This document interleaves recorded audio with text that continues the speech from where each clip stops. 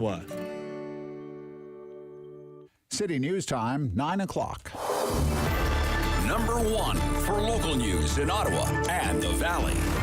This is City News, now on 101.1 FM and 1310 AM. It's Monday, May 2nd. Good morning. I'm Andrew Boyle. Right now, 7 degrees in Ottawa, 8 degrees in Smiths Falls, and here's what's making news in Ottawa and the Valley. About a half an hour ago, registration opened for those who want to run for mayor, council, or school board in municipal elections.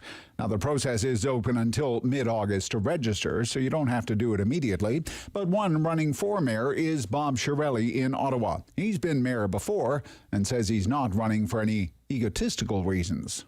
To be frank, I like helping people. That's part of my psyche.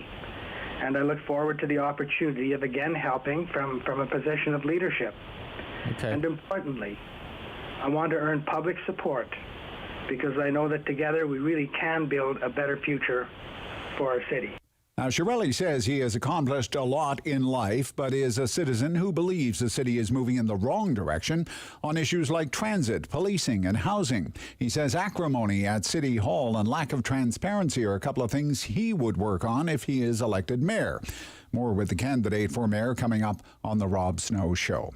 Now, one issue in the city over the past few months, protesting. While everyone agrees there's a democratic right as long as rules are followed, there are some who take a movement a bit too far, like the downtown occupation in February and this past weekend's Rolling Thunder, much calmer by comparison. Over 800 tickets were issued, though. There were arrests, and there was also vandalism at a church being used by people taking part in this motorcycle rally. More on the impact of the city, specifically businesses, also coming up very shortly on the Rob Snow Show. City News Time 9:01. Now your forecast with meteorologist Jill Taylor. Well, after a gorgeous weekend, we're in for an unsettled stretch of weather for Ottawa, the Valley, Smiths Falls. Expect some light rain showers on and off through the day. The high about 13 degrees. More showers tonight near 9, and tomorrow cloudy showers at times and up to 18. For today, the high 13. And right now in Ottawa, it's 7 degrees. It's 8 degrees in Smiths Falls. City News Time, 9:02. A rooftop fire in the west end of Centertown has been put out. Fire crews went to that scene this morning after multiple people called 911, reporting heavy smoke and flames from the top of a 9-story high-rise on Bronson. Firefighters found that fire was on a rooftop patio. There were several items of furniture ablaze. The structure was unoccupied at the time and no reported injuries. You may remember a buck of beer promise from Doug Ford in the last election. Well, Liberal leader Stephen Del Duca has one of his own. It's Bucka Transit Ride. Anywhere in Ontario where there is public transit, the Liberals, if they are elected, would charge $1 per ride. A monthly pass option, slightly more at $40. Del Duca says this would take 400,000 cars off the road in the province every day. The initial cost would be $710 million this year, $1.1 million next. The party says it will also add $375 million in annual transit funding right across Ontario. And public transit would also be free for all veterans. People fleeing the besieged Ukrainian city of Mariupol describe weeks of bombardment. Video posted online show Ukrainian forces.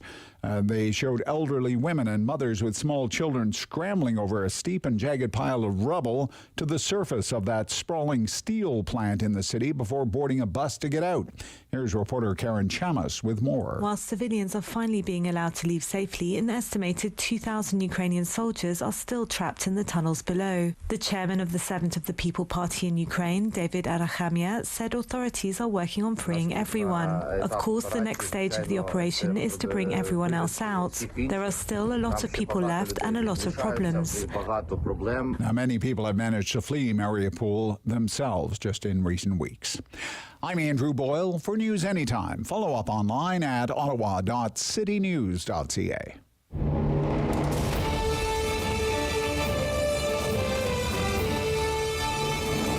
Inform your opinion. It's the Rob Snow Show on Rogers TV and City News. 101.1 FM and 1310 AM. And they're off. That's going to be a theme for the week. The bikers, they're off to wherever they came from. The municipal candidates are off and running. As of today, they can be off and running, and on Wednesday, everyone vying to be an MPP. They'll be off too, off and running. With the call of the provincial election campaign coming Wednesday, we'll cover it all. Good morning. Welcome to the Rob Snow Show on City News. I hope you had a great weekend. Wonderful weather. A long time coming. It was a long wait for a weekend like that. We have a busy show on the way. Municipal elections in focus. The municipal election in Ottawa is October 24th. But as we've been telling you throughout the morning, today is the day that you can sign up and say, I'm in. I want to be the mayor, or I want to be a city councilor, or I want to be a school board trustee. And today is the day that candidates can start raising money. Hey, come to my barbecue. Give me $10. I'm running for mayor. Or they can start spending money on their election campaigns. You don't have to sign up today. But if you want to get a head start, you can sign up today. The deadline to actually sign up is August 19th. One person who is not waiting until August 19th is Bob Shirelli. He made it known on my show many, many months ago that he planned to make a run for mayor again this year, and he is signing up today. And I had a good long chat with Bob Shirelli this morning on why he's running for mayor again, what he thinks is not working at Ottawa City Hall, and what he thinks he can do about it, what he thinks he can bring to the table if he does happen to win this fall's municipal election. So you'll hear that interview coming up at 9:30 this morning. So Bob Shirelli's 80 years old now, 80 years old. He was the regional chair of regional government from 97 to 2001. He was the pro-amalgamation candidate and Ottawa's first post-amalgamation mayor from 2001 to 2006. Ran in the 2006 municipal election, came in third. Larry O'Brien, you remember, won that election. Alex Munter came in second. Alex Munter eventually became the CEO of CHEO. And Shirelli went back to provincial politics, won a by-election in 2010, and then carried Ottawa West Nepean for the Liberals in two more elections, in 2011 and in 2014, and they lost. Came in third, actually, during the big Liberal rout of 4 years ago when Jeremy Roberts carried the riding for the PCs. So Bob Shirelli's in. We know that. The only other candidates of note to what I would say unofficially declare their intention to run for mayor are a pair of city councillors. There's the Somerset Ward councillor, Catherine Mckinney, and the Gloucester Southgate Ward councillor, Diane Deans. They both said, we're running for mayor. They announced that the same day Jim Watson said, I'm not running for mayor. They wouldn't even give Jim Watson the day to let him bask in the glory of his mayoralty. And while Catherine Mckinney was all over the news this weekend because of Rolling Thunder, representing a downtown ward, right? I honestly can't say I've heard too much from Diane Deans recently. Really haven't. Have you noticed that, David? Haven't really, kind of gone to ground. Been a little quiet. Right? Since being ousted. A little in the background. In that dramatic day. Ousted by the mayor and the mayor's allies as chair of the Ottawa Police Services Board during Freedom Convoy. But I remember Councillor Deans told my colleague here at City News, Sam LaPrade, that the whole way that was handled by the mayor, because remember, it happened not long after the mayor had muted Diane Deans' microphone during one of the Zoom council meetings, leading to an uproar, and the mayor actually, eventually apologized for that. But I remember Diane Deans telling Sam LaPrade here on City News, saying the way the whole sordid business played out, that it only motivated her more to run for mayor. And I really haven't heard from her since. So I don't know if that's still her intention to run for mayor. There have been lots of rumors that Councillor Fleury is planning to run for mayor, but there have also been lots of rumors that Councillor Fleury's not going to run for mayor. And the last time I spoke with Councillor Fleury here on the radio, he said, I haven't decided what I'm doing, and when I do make up my mind, I'll let you know, Rob Snow. Stop asking me. Okay, he didn't really say that, but it was inferred. This is going to be an important municipal election. There are going to be a lot of new faces at the city council, and I think that the city council is about to take a hard turn to the left. There's going to be a new mayor, and the wards with no incumbents, I mean, count them up. I may even be missing a few here. Alta Vista, Knoxdale, Maryville, Barrhaven, Rideau Goulburn. If Diane Deans is running for mayor, no incumbent in her ward, Gloucester Southgate. Somerset ward, there would be no incumbent because the councillor, Catherine Mckinney, would be running for mayor. And College ward, I don't know what's going to happen. Surely to goodness, Rick Shirelli can't possibly run again in College ward. And there's going to be a new ward called Barrhaven East. And I've already heard some names being tossed around. People are interested in running out there, and you would be familiar with some of the names that I have heard. So, like I said, they're off. They're off. And so begins covering Ottawa's municipal election campaign 2022. Wednesday, it is the provincial hopefuls' turn with the official start of the Ontario election campaign, June 2nd, election day in the province of Ontario. You know, locally, just speaking with Bob Shirelli, he used to represent Ottawa West Nepean. I think that's a riding to watch because it is a bellwether riding. It has a very good track record of going for the winning party. Gary Guzzo won it for the Harris PCs in 99. Then it was Liberal for years. Jim Watson won it for the Liberals in 2003, and then again in 2007. And then Jim Watson left provincial politics to run for mayor. And Bob Shirelli won the nomination to run for the Liberals. Won a by-election in 2010, and then, as I mentioned, in 2011 and 2014.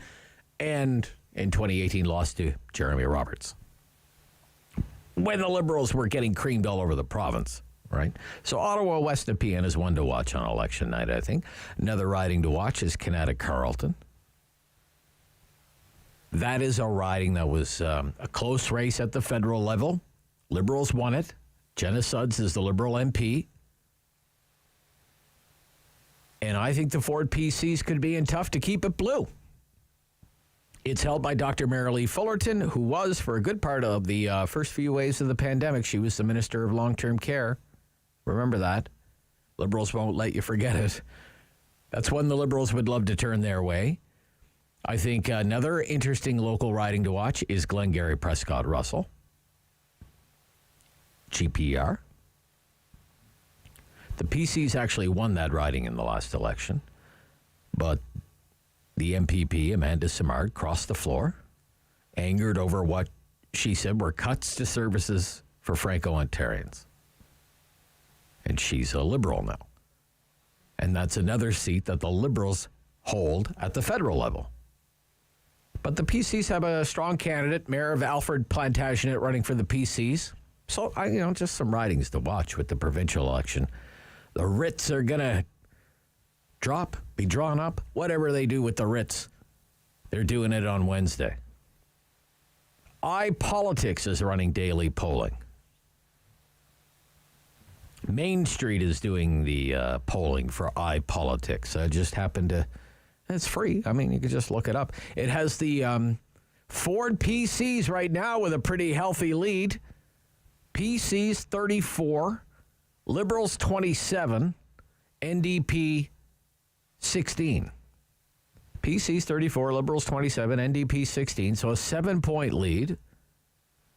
But the seat projection has the Ford PCs on track to win 79 seats. Wow. That would be a huge majority. Any party only needs 63 for a majority government. Now, as for those local ridings that I just mentioned, though, Liberals up by 13 over the PCs in Ottawa West Nepean. So, right now that would flip back to the Liberals. PCs ahead by 7 in Canada Carleton. Liberals up by 6 in Glengarry Prescott Russell. We will be all over the provincial election campaign for the next, you count them, David, you count them, 31 days. I'm going to say to David, what are we doing with the election today? What do we got to do something on the election today? Let's do something on the election today. It's the most wonderful time. 31 days to go. 31 days to go. I love it. All right. Also, coming up on the show this morning, Jeffrey Johnston from the Kingston Wake Standard on the latest developments out of Ukraine. He is an international affairs columnist. We'll also talk about the prospect of a global food shortage. Lots of news stories about this, quoting a lot of experts. Global food shortage because of the war in Ukraine. Ukraine is a major exporter of agricultural commodities. Some grocery store chains in Europe are already putting purchase limits on vegetable oils, especially sunflower oil. Ukraine is the world's largest exporter of sunflower oil. Half of the world's production of sunflower oil comes from Ukraine. David Sally will join us from the Ottawa Business Journal. We will talk about one of the OBJ's longest running annual issues. Just came out. It's the 40 under 40. They have a big gala to celebrate the 40 under 40. David, did you make it this year, the 40 under 40? Are you one of the four? You should be. Passed over again. Passed over again. This is the 25th edition of the 40 under 40. And 25 years in a row. So David Sally on some notable names and details about galas and whatnot. And coming up, the downtown weekend that was with Rolling Thunder. Kevin McHale, Executive Director of the Spark Street BIA, shares his reflections on how the weekend went. I hope to get yours as well. Your reflections on how the weekend went, the weekend of Rolling Thunder. I'm sure you're following the news. Hundreds of tickets, a few arrests. The bikers came, had their event, said their piece, marched, danced, sang, went to church, and then left. And there was a massive police effort to make sure everyone behaved themselves. So let's talk about that this morning during the Talkback Hour after the 10 o'clock news at 750-1310. 750-1310, 613-750-1310. Your opinions and phone calls. I'd love to hear them on how the police handled the bikers and Rolling Thunder this weekend on the Rob Snow Show on City News.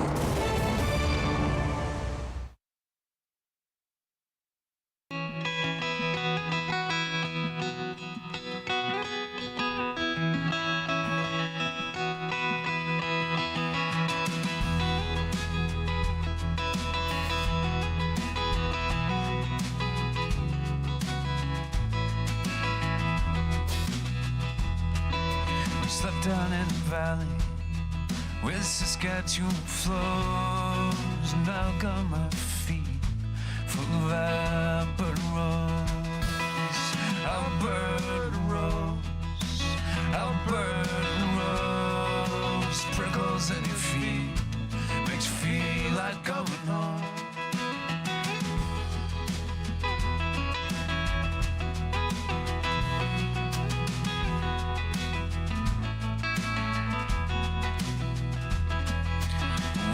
To the city, I had myself a seat down in the park with a beer when it's cheap. I buy drinks for the girls, but you know how it goes. Got myself pretty by an Alberta rose, Alberta rose, Alberta rose. Prickles in your feet makes you feel like going home. Alberta rose, Alberta rose. Prickles in your feet makes you feel like going home.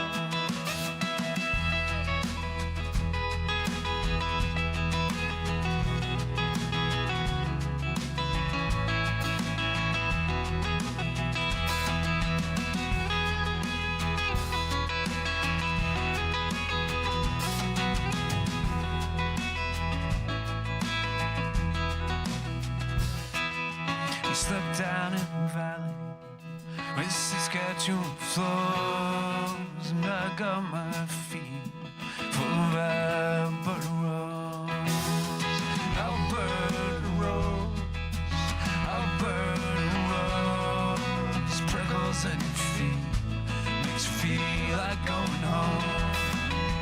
Alberta rose, Alberta rose, prickles in your feet, makes you feel like going home.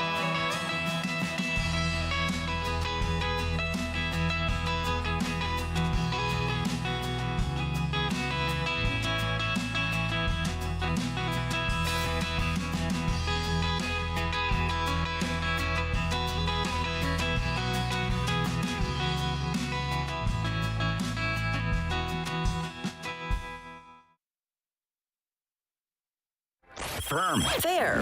Fun. The Rob Snow Show returns. On Rogers TV and City News. 101.1 FM. And 1310 AM.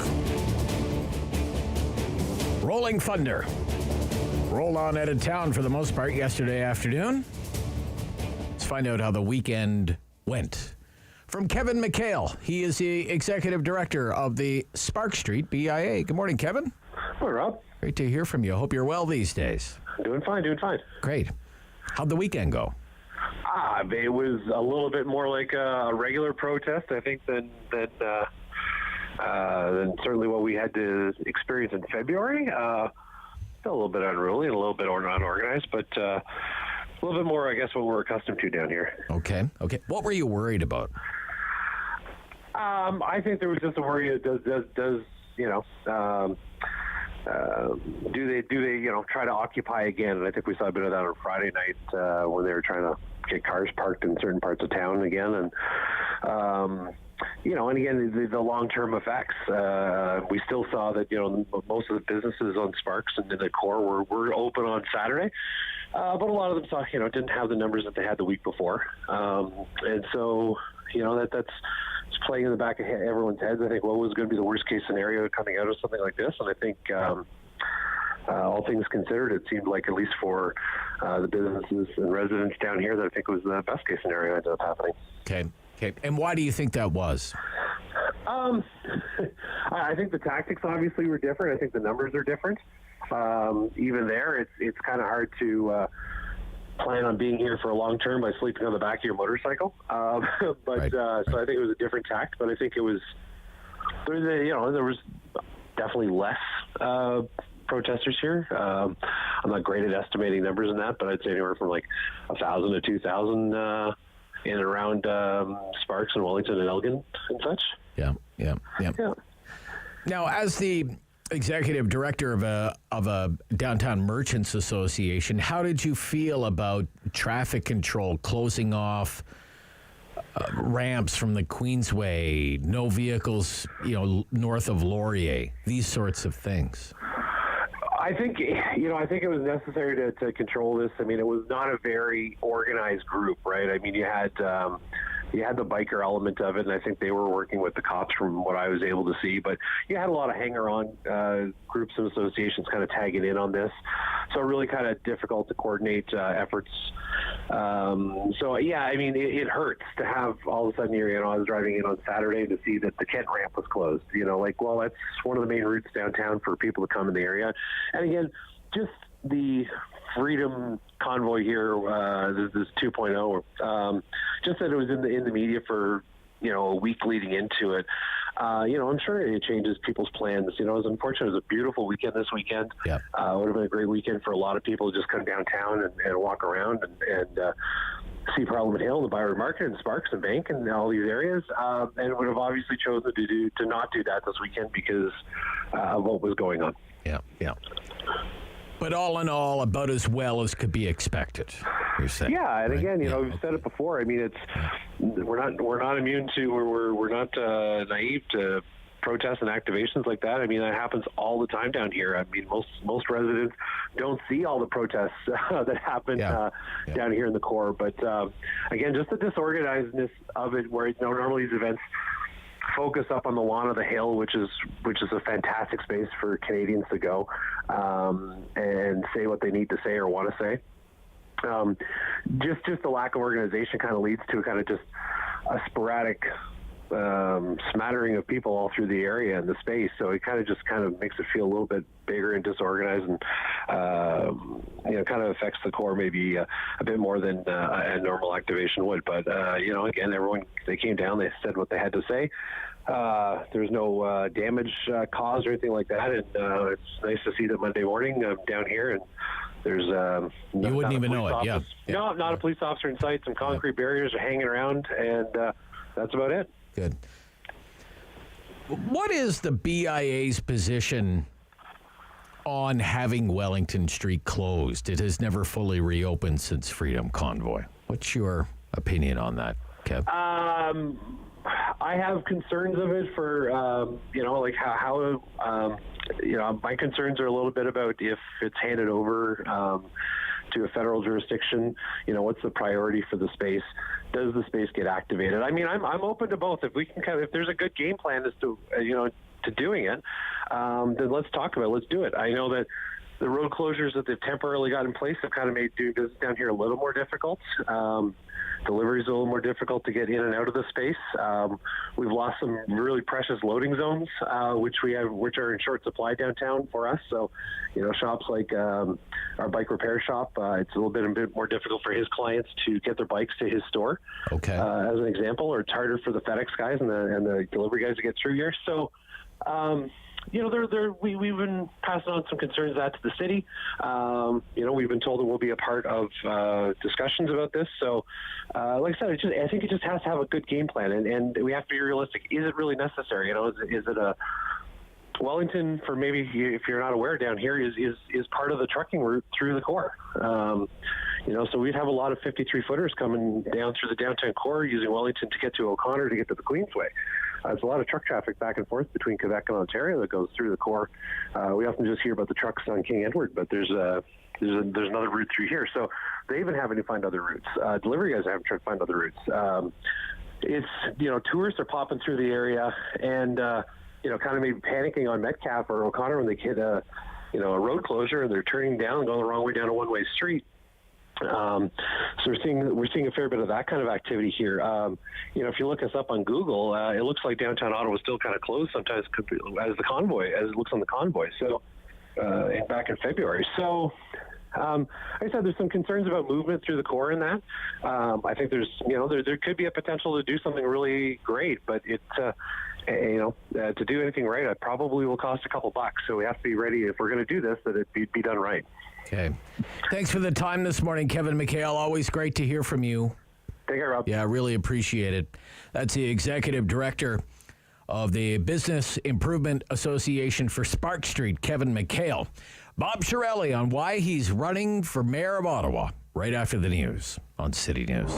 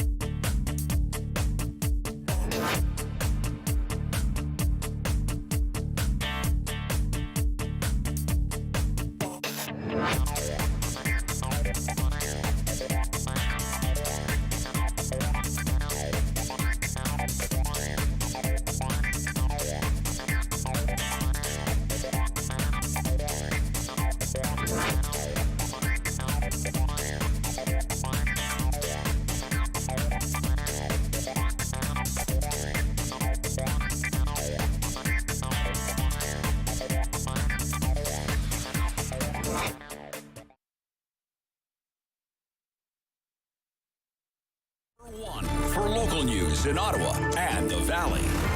This is City News, now on 101.1 FM and 1310 AM. It's Monday, May 2nd. Good morning. I'm Andrew Boyle. Right now in Ottawa, it's 9 degrees. In Smiths Falls, 8. And here's what's making news this hour. We may get an idea of just how much interest there is in municipal politics today. Registration to run for council, for mayor, for school board, that'll open up at 8:30 this morning. We know Ottawa Council, for example, is going to change dramatically with a new mayor and at least 7 new councillors around the table. The Ontario Liberal Party is promising to cut transit fares across the province to $1 per ride. They say their election pledge would cost $1.1 billion by next year, but would take 400,000 cars off the road every single day. The Liberals say the dollar fare would apply to every transit system right across the province. They also are planning on investing an additional $375 million in transit province-wide. Relief workers are waiting to help the first group of people evacuated from the ruins of a steel mill in Mariupol, Ukraine. More than 100 civilians expected to arrive in Zaporizhzhia today. At least some of the people taken from the plant apparently were taken to a village that is controlled by Russian-backed separatists, but Russian state media says they would be allowed to continue on to Ukrainian-controlled territory should they wish. City News Time, 9:32. I'm Andrew Boyle. For news anytime, follow up online at ottawa.citynews.ca. He's a pillar of community opinion. The Rob Snow Show returns On Rogers TV and City News. 101.1 FM and 1310 AM. Today is the first day candidates can declare their intention to run in this fall's municipal election, and we know that one of the candidates for mayor will be Bob Shirelli, former Ottawa mayor and regional chair, former Liberal MPP and cabinet minister. Good morning. Good morning, and thank you for having me on, Rob. So you're in. Well, yes, Yeah. I am, and I certainly would like the opportunity to express why I've chosen to run for mayor again. Yeah, go right ahead. Go right ahead. Why do you want to run for mayor? Well, first of all, I've been proud to have previously served as mayor of Ottawa, and I think your listeners are entitled to know why I'm running to lead our city, our great city, again. I feel I've accomplished a lot in life, so I'm not stepping forward to boost my ego or pad my resume. And I'm a citizen like any other citizen of Ottawa. I believe many, like me, are feeling our city has been moving in the wrong direction. Key files have been mismanaged, such as transit, housing, policing, the revitalization of downtown, carbon reduction. And I ask the question, what is holding us back? Much of it is acrimony and vitriol at City Hall, and not the least of which is the lack of transparency to councillors and to the public. Councillors are not pulling in the same direction or dealing with crisis events, like the tripling of the city's debt in 9 years. And we saw it with the trucker protest that paralyzed downtown, hitting businesses hard and putting taxpayers on the hook for millions of dollars. And really, we need more leadership at City Hall. But right now, councillors are simply too divided. I know I can bring them together. I've done it before at the time of amalgamation. And I know I can achieve their trust. And to be frank, I like helping people. That's part of my psyche. And I look forward to the opportunity of again helping from a position of leadership. Okay. And importantly, I want to earn public support because I know that together we really can build a better future for our city. All right, that's a nice synopsis of why you want in. So let's get into some of those big files then, Bob, that you don't think is working. And this is something that we've talked about in your previous appearances on my show. There are going to be big challenges facing Ottawa, I think, because of the federal government's hybrid work model. The Treasury Board has said, hybrid work is here to stay. So how do you think that is going to affect the city, and what do you think the city should be doing to prepare for whatever effects are coming our way in the long term? The fact is we may not ever see thousands of government workers again returning to their offices in downtown and other parts of the city. Well, first of all, you can't solve the problems until you admit and share the seriousness of the problems. So my sense is, where's the action plan to deal with the thousands of public service jobs that would leave downtown Ottawa, or indeed may even be moved to other parts of the province? And we've got a federal government here that we have to collaborate with, and they have a very, very large employment base. So we need to get the right people in the same room at the same time in order to deal with this issue. Right now, it's the federal government over there, the City of Ottawa talking about it a little bit. This problem is so serious, we need to get the right people from the federal government and the city in the same room at the same time and decide how to deal with the issue. I don't have all the solutions right now. Okay. I don't, not familiar with the books and the numbers and so forth, but what I can say is there needs to be visible action of the two levels of government working together to solve this problem. It's not there now. That's what I would do. Okay. You mentioned the Ottawa Police, and I wanted to ask you about the Ottawa Police. Even the interim police chief, Steve Bell, admitted that trust was broken because of the Freedom Convoy and how the police handled the Freedom Convoy. We've just had this Rolling Thunder motorcycle event over the weekend. Everyone seems to have cleared out of town now. The police appeared to be very well prepared for that. A heavy police presence ahead of time. A lot more planning went into preparing for the Rolling Thunder. So maybe I could just get a comment on what you think happened this weekend, how you think the police did this weekend, and then maybe a wider comment on what you think needs to happen with the Ottawa Police Service. Well, where my headspace is getting some advice from very experienced individuals. I've spoken to a former chief of police, to deputy police chiefs. We've established a platform committee.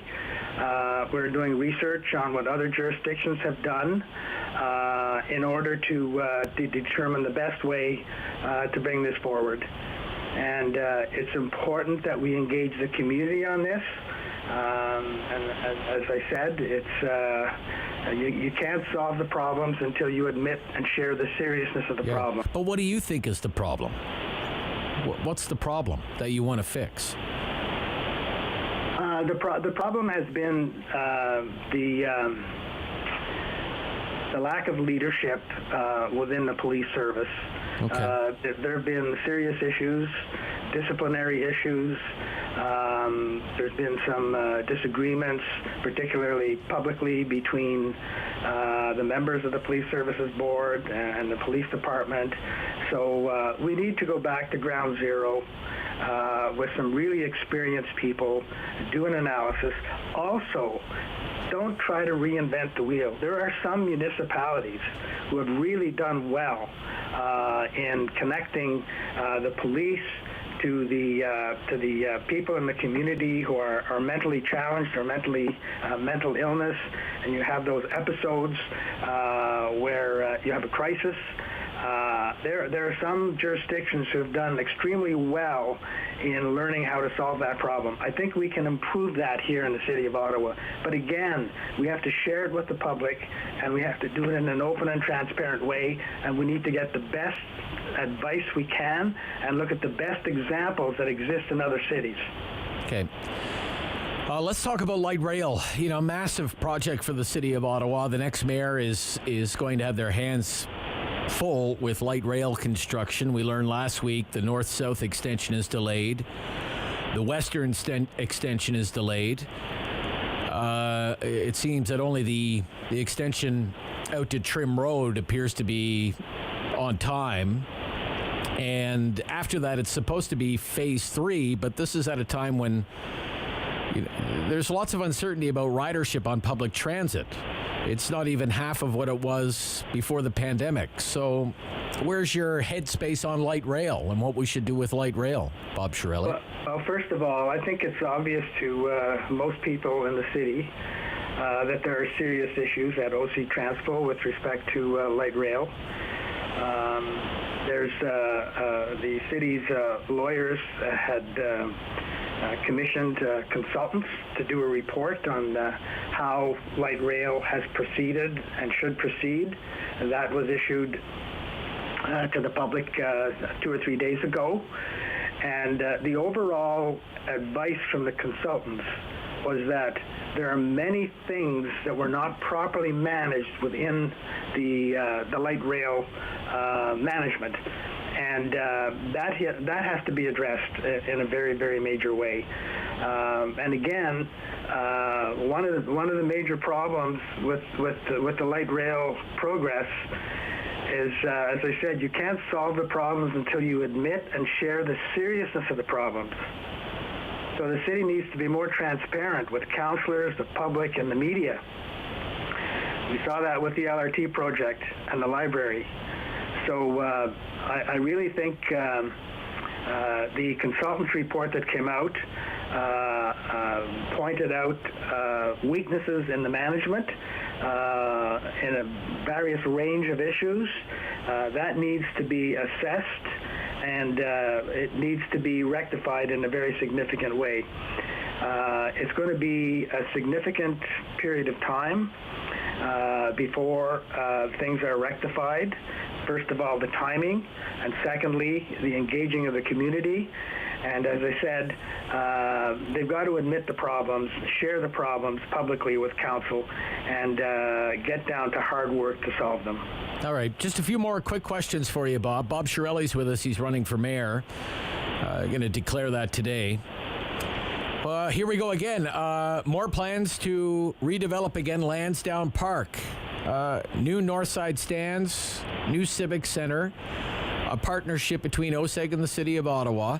This plan, Bob, involves the city borrowing more than $230 million.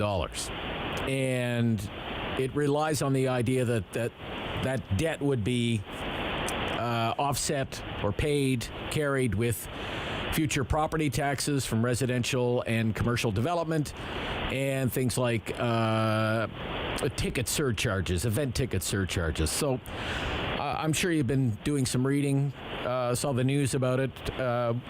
What do you think?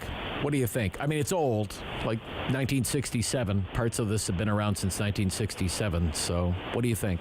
Well, first of all, what I would say is that I'm not opposed to OSEG and the city working hard to make the partnership succeed in the long term. But I do have concerns about the process that we saw for the first time several days ago. Residents in the glebe, and I believe across Ottawa, have got a sense of the scale of the new development. It's very, very intense in terms of what they're putting in. And in addition to that, they likely feel it is moving too quickly through the approval process. Not unlike the challenges that ensued from LRT. You know that LRT, they rushed it through, and that's where all the problems started. And what I see here is a very, very substantive project, very, very much intensifying the site.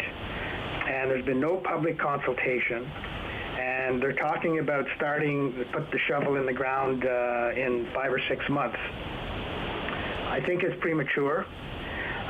Number one, I know that a lot of people have concern that this council is making a quick decision.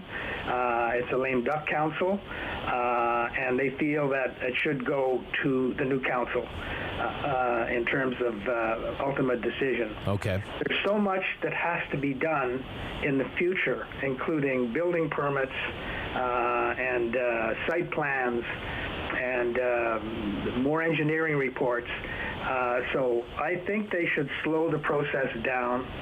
They should be much more transparent with what's happening. And I think that there are enough people, there will be enough good counselors and enough people of leadership in the community to work with OSEG to make this work. It needs to be a partnership not only between the city and OSEG, but between the city, OSEG, and the public. And the public is as important as the other two. And I think that there's some good, smart leadership in OSEG, and so I would hope that they would not try to rush this through. It appears to most people that they've got this council on side. They want to make sure this council approves it because they don't know what's in the next council. Okay, so I think that's the wrong approach. I think they should take their time, consulting with people.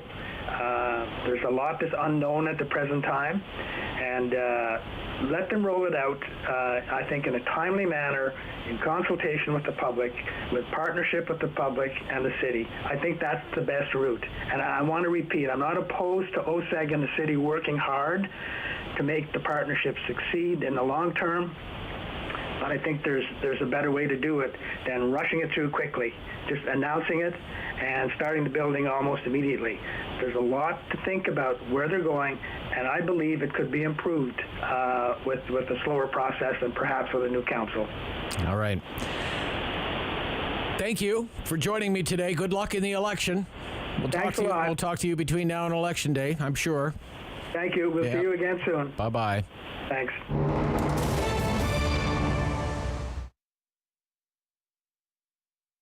Was this inspired by your own kids and the difficulties that you had getting them to brush? Yes, absolutely. So my 3-year-old at the time, we went to the dentist and she was complaining that her teeth were hurting, and we found out she had 10 cavities.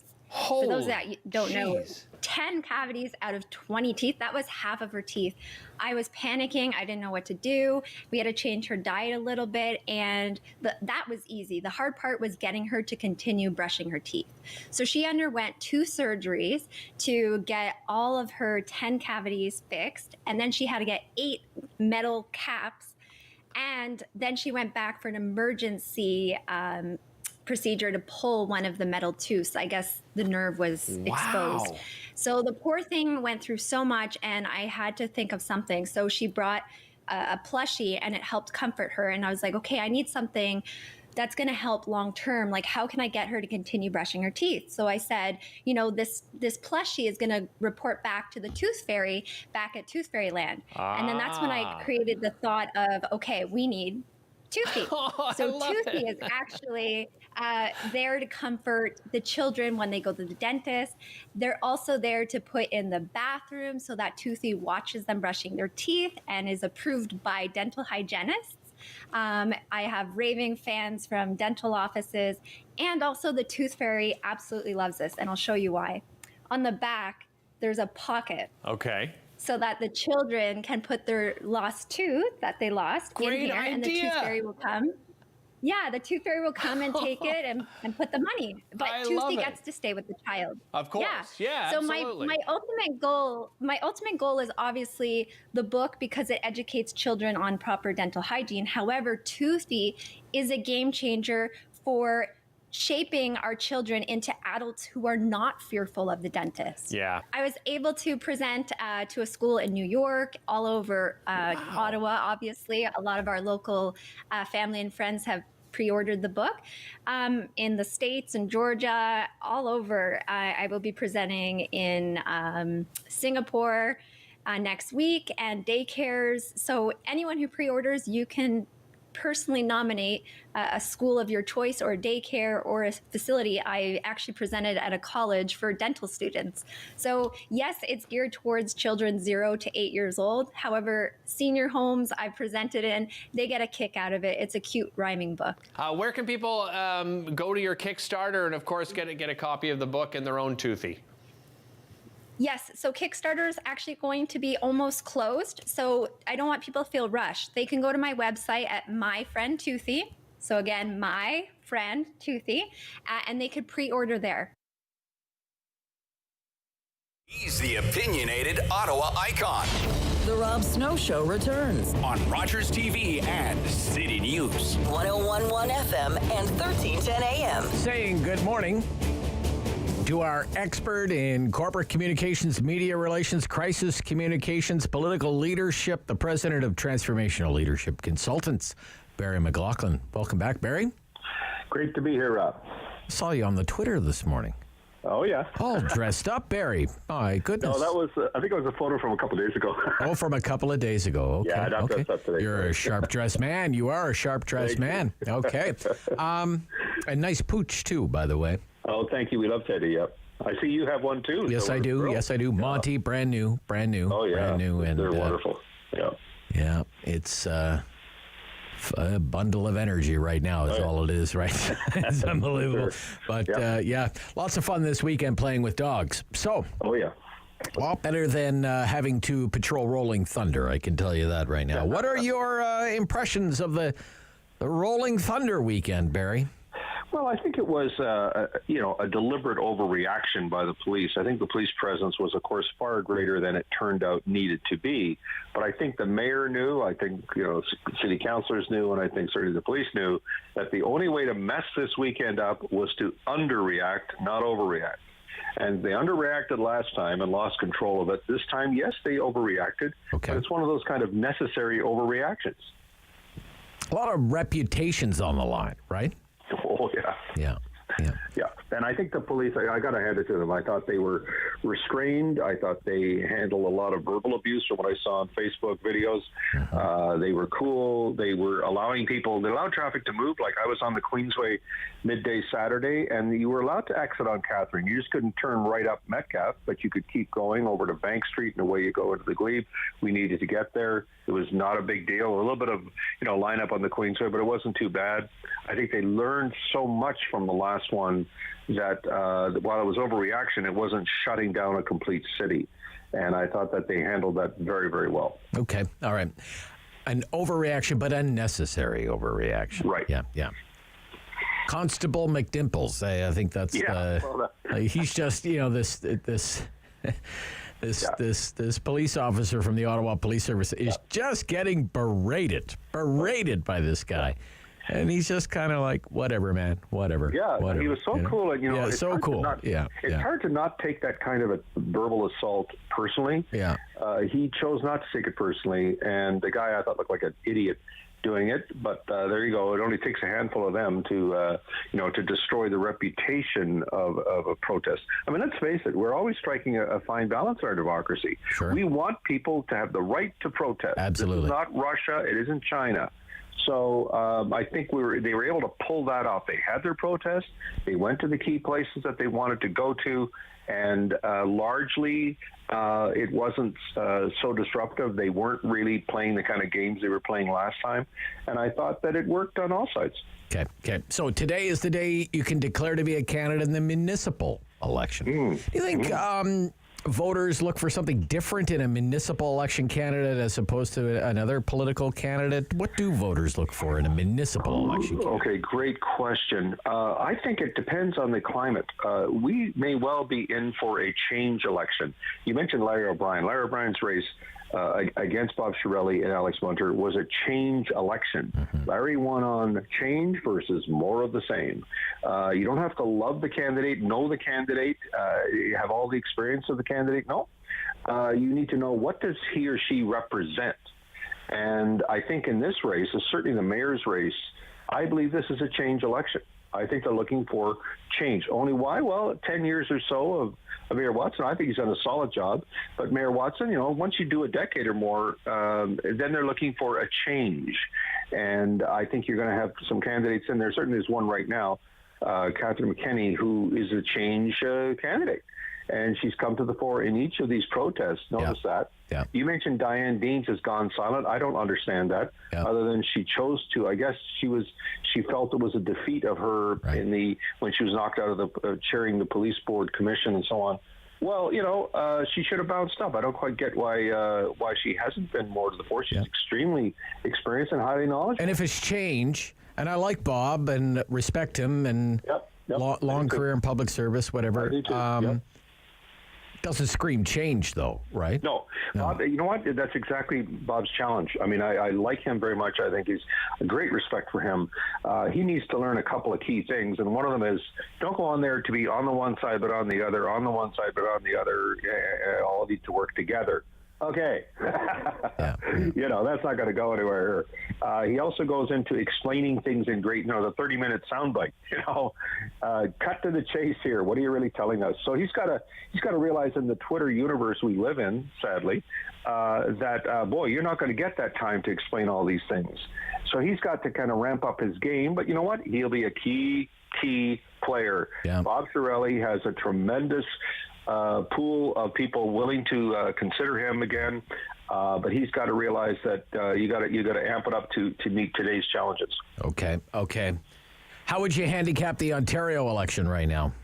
Well, I mean, it looks like it's Doug Ford's to lose. I mean, this could be one of those campaigns. I mean, people forget that when Mike Harris first ran, he was, when he ran the 1995 election, he was third when the writ was dropped about 28 or 30 days before. And he won the entire race. Why? He was change. Mike Harris was change against more of the same. So who is the change candidate in this provincial leadership? Is it Stephen DeLuca or is it Andrea Horwath? We're not even sure. Yeah. Even though the Liberals are in second place in polling, which is very interesting. They only have 7 seats. But I think that, realistically, the only party that looks like it could pull off a victory besides Doug Ford is the NDP. But I'm not quite feeling the momentum here. 31 days or whatever it is to go. This is Doug Ford's to play a solid leader's game. Don't make a lot of mistakes. Move forward on your agenda. And I think that I'm pretty confident that it looks like he is going to win. Okay. You and Laura are the only 2 people I know who actually watch this thing, Barry. The White House Correspondents' Center. We have some tape here, okay? Yeah. I'm really excited to be here tonight with the only group of Americans with a lower approval rating than I have. It is my great honor to be speaking tonight at the nation's most distinguished super spreader event. Do you read any of your own newspapers? I mean, I expect this from Sean Hannity, but the rest of you, what are you doing here? First time the president attended this dinner in 6 years. It's understandable. We had a horrible plague, followed by 2 years of COVID. And yes, I know a lot of you are worried, and yes, it is risky making jokes these days, I mean, we all saw what happened at the Oscars, because some people think this shows that the media is too cozy with politicians, but what those people don't understand is that you guys have integrity. You would never allow personal connections to affect your ability to be good journalists. Isn't that right, Chris Cuomo? Where is Chris, by the way? Is he? Is he here? Couldn't make it? Okay. Yeah. Trevor Noah. Well, yeah. How did he do? He did well. I mean, that's a tricky one. You don't want to look like you're sucking up to the crowd. You've got to take shots. You don't want to hurt too much. You don't attack too much personally, but you got to show you have kind of a point of view. You've got a bit of an edge to it. I thought he pulled it off very, very well. But actually, I'm looking at that for the president. I mean, I've watched all these going back to the years of Reagan all the way through. I've written parliamentary press corps dinner speeches for politicians. I know the fine line you gotta run. I mean, you got to show you can laugh at yourself. So you heard some good lines there by Biden.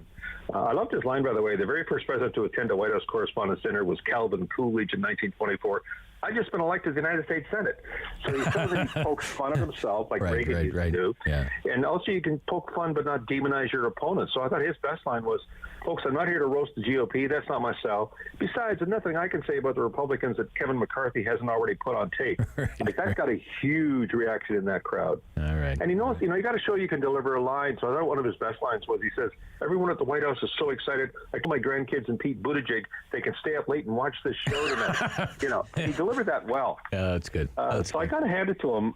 It isn't his natural style. I thought Obama was a great stand-up. Yeah. Great stand-up. Yeah. Biden, you know what? He did okay. And he pulled off some great lines, and he had the right tone. And I think it was all about the First Amendment theme. It was all about the importance of a free press. And I thought that it was really well done overall. Okay. Thank you, Barry. We'll speak soon. Hey, my pleasure, Rob. Barry McLaughlin from Transformational Leadership Consultants. Talkback Hour comes up next. We'll recap the Rolling Thunder weekend with your help at 750-1310, 750-1310, 613-750-1310 after the news on City News.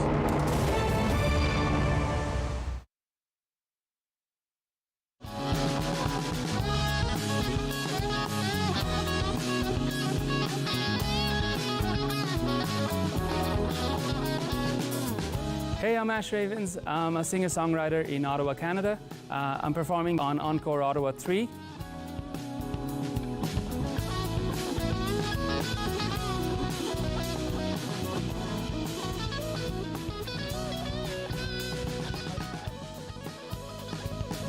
It's been great, especially for me, who's a completely newcomer to the Ottawa music industry and music scene. I've been welcomed with open arms. I'm a member of OMIC and I'm loving it so far. This kind of concert series promotes music and gives us newcomers or even like new bands a big chance to showcase their talents and share their music with the world.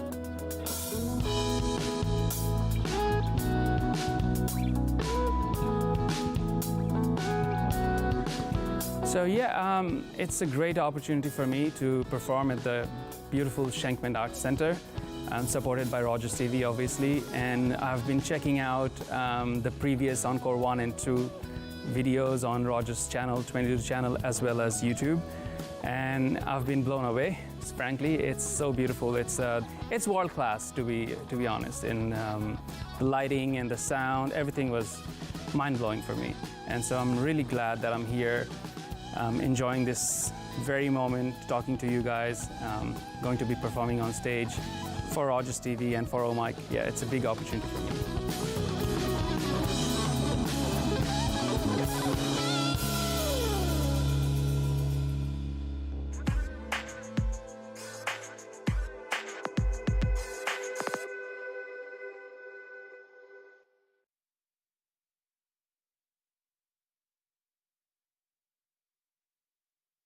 This is City News.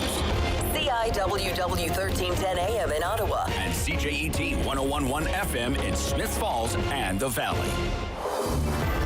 Number 1 for local news in Ottawa and the Valley. This is City News. Now on 1011 FM and 1310 AM. It's Monday, May 2nd. Good morning. I'm Andrew Boyle. Right now in Ottawa, 8 degrees, 9 degrees in Smith Falls. Here's what's making news in Ottawa and the Valley. Registration is open for anyone who wants to run for things like mayor or council or school board. The process is open until mid-August, so it's not something that has to be done immediately. But one running for Ottawa mayor is Bob Shirelli. He feels things are lacking around the LRT Phase 2 and 3 at City Hall. I think it's premature. Number one, I know that a lot of people have concern that this council is making a quick decision. It's a lame duck council, and they feel that it should go to the new council. Shirelli says he has accomplished a lot in life, but as a citizen, he believes the city is moving in the wrong direction on things like policing and housing as well. He says acrimony at City Hall and lack of transparency are a couple of things that he would work on if you elect him the city's mayor. City News Time, 10:03. Now your forecast with meteorologist Jill Taylor. Well, after a gorgeous weekend, we're in for an unsettled stretch of weather for Ottawa, the Valley, Smith Falls. Expect some light rain showers on and off through the day. The high about 13 degrees. More showers tonight near 9. And tomorrow, cloudy showers at times and up to 18. For today, the high 13. And right now, 8 degrees in Ottawa, 9 degrees in Smith Falls. The Ontario Liberal Party is promising to cut the transit fare across the province to $1 a ride everywhere. They say the election pledge, for example, would cost $1.1 billion a year, that's next year, and could take 400,000 cars off the road every single day in the province. Leader Stephen Del Duca says it's a way to address the affordability crisis, saying a commuter taking public transit, for example, in Ottawa, would save $100 a month. The NDP says it's going to make an immediate move, if elected in the province, to recognize credentials of 15,000 internationally educated nurses. Leader Andrea Horvath says they will guarantee 2,000 nursing jobs right away to tackle wait times in healthcare. The party says those waiting in emergency rooms in pain or waiting for surgeries delayed during the pandemic will be among those who would get immediate benefit from that hiring. City News Time, 10:05. People fleeing the besieged Ukrainian city of Mariupol are describing weeks of bombardment and deprivation as they arrive in Ukrainian-held territory. Here's reporter Ian Pennell with more. After weeks of relentless Russian bombardment, a small group of terrified people finally emerge into the light from underground shelters in Mariupol. Roughly 100 civilians, mainly women and children, have been evacuated from the Avastal steel plant so far in a joint operation by the UN and Red Cross. Some have been underground for weeks. Now, the Ukrainian President Zelensky says civilians who haven't been evacuated are afraid to board buses. They believe they will be taken to Russia, like what has happened, according to Ukraine, for about 500,000 people already. I'm Andrew Boyle. For news anytime, follow up online at ottawa.citynews.ca. Talk back. Hello. On the Rob Snow Show. The phone lines are open at 613-750-1310. Now, the Rob Snow Show continues. Okay. What do you think about the Rolling Thunder weekend? What do you think about how it all unfolded? Do you think the right amount of police resources was used to handle the Rolling Thunder motorcycle rally? Yes or no? 750-1310, 750-1310, 613-750-1310. Was that the appropriate level of policing, or was it an overreaction? In your opinion, it was the big news story of the weekend. It was national news the entire weekend. So it's gone. It's over. It's done. What do you think of how everything went down? 750-1310, 750-1310, 613-750-1310. This is the Rob Snow Show, and it's the Talk Back Hour. Love to hear from you this morning. Your opinion on how the weekend went with Rolling Thunder and the amount of police resources. Was it the right amount of police resources to handle an event like Rolling Thunder? Yes or no? The appropriate level of policing? You know? Was it right on? Right on, Rob.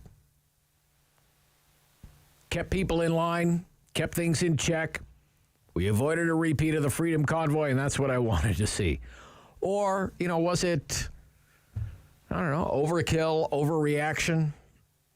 They came, they rode, they walked, they marched, they sang, they danced, they went to church, and then they rolled out of town. What's your opinion? I have a phone line for you on this Monday morning. Really like to know your thoughts on how the weekend went here in the nation's capital at 750-1310, 750-1310, 613-750-1310. Let's get right to it here. Nepean, a wonderful place to be in. Garth, good morning, Garth. Good morning. Roll on, Rob. Great to hear from you. Your opinion on how the weekend went with Rolling Thunder. Do you think the right amount of police resources was used to handle the event? I wanted to focus on just one incident that happened with the young woman who was thrown to the ground by the police officer and then circulated in the media with her photo that she was wanted for assaulting the police officer. That never got clarified as to what happened. The video that was shown shows that the police officer bumped into her from behind into her backpack. Okay. She turned around and said, get out of my space, and pushed him. Oh. And the officer didn't say, oh, sorry, ma'am, or whatever. He immediately grabbed her, threw her to the ground to take her down. Yeah. And then after that, the video stops. Okay. But I haven't seen this video, to tell you the truth. So this happened Friday evening. Okay. And then Friday after that and Saturday, they had put police had released a photo of her wanted and was wanting to be charged with assault to an officer. Okay. So again, that I found was the tone of the Ottawa police. It was, aggressive? act now, Aggressive? ask questions later. Okay. And so it kept things calm, but again, with these type of, even just one incident like this, tends to show that, maybe it's overkill. Okay. So that's just my opinion. You think it was intimidating, maybe? It was, definitely. It set the tone. Friday evening on Rio Street set the tone for the whole weekend. Okay. So, anyway, that's just my opinion. Sure. Was it the wrong tone to set? Maybe not as welcoming as, but again, paranoia was from the Yeah. first convoy. Yeah. Okay. All right. anyway, Okay. Thank you, keep on Garth. rolling. Thank you. Okay, Garth. Thank you. 750-1310. 750-1310. Monday Talkback Hour. What do you think about how the Rolling Thunder weekend unfolded? Do you think the right amount of police resources was used to handle this event?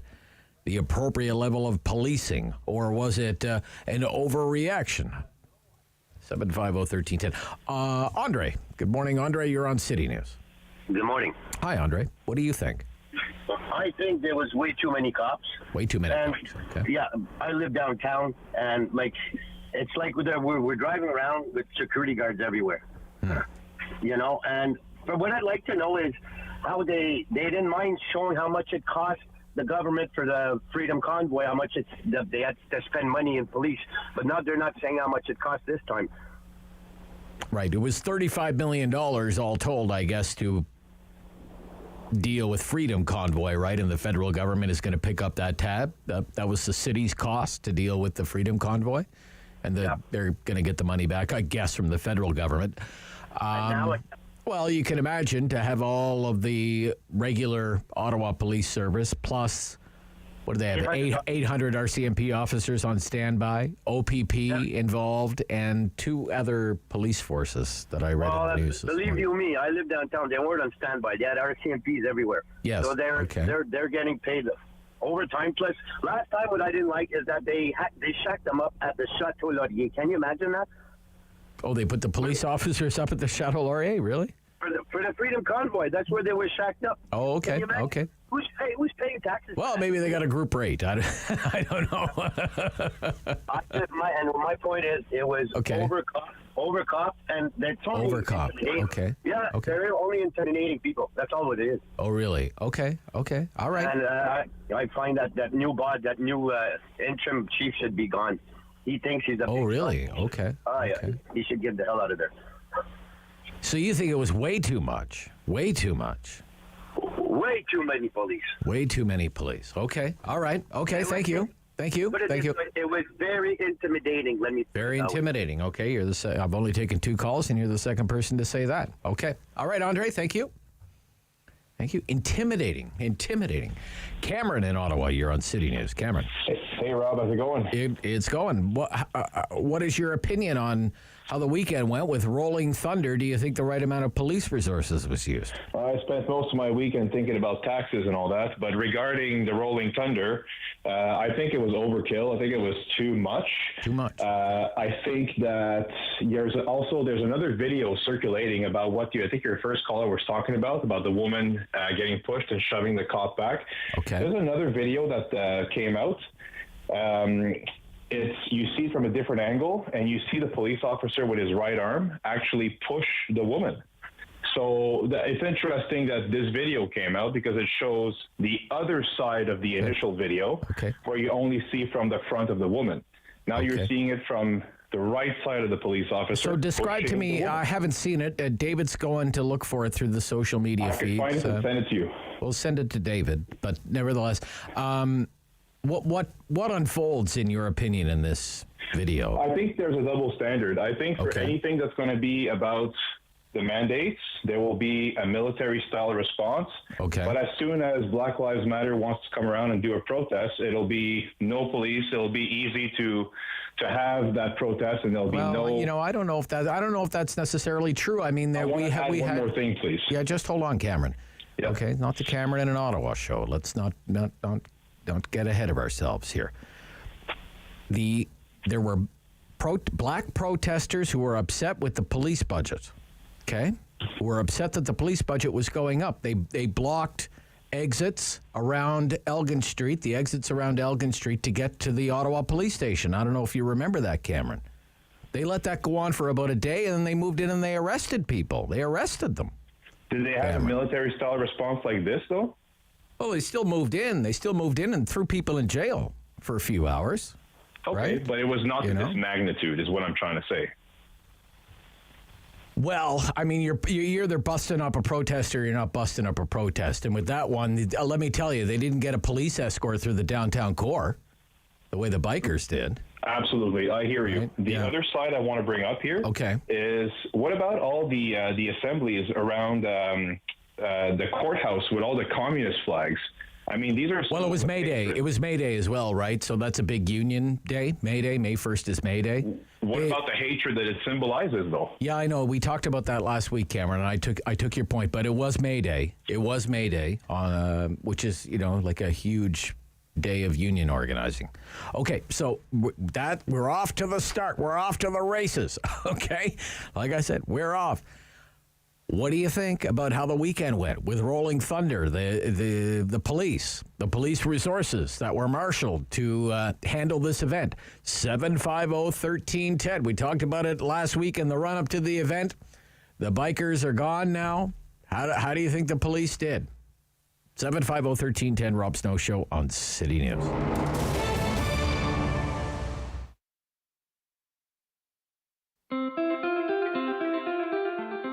Riding requires attention and focus.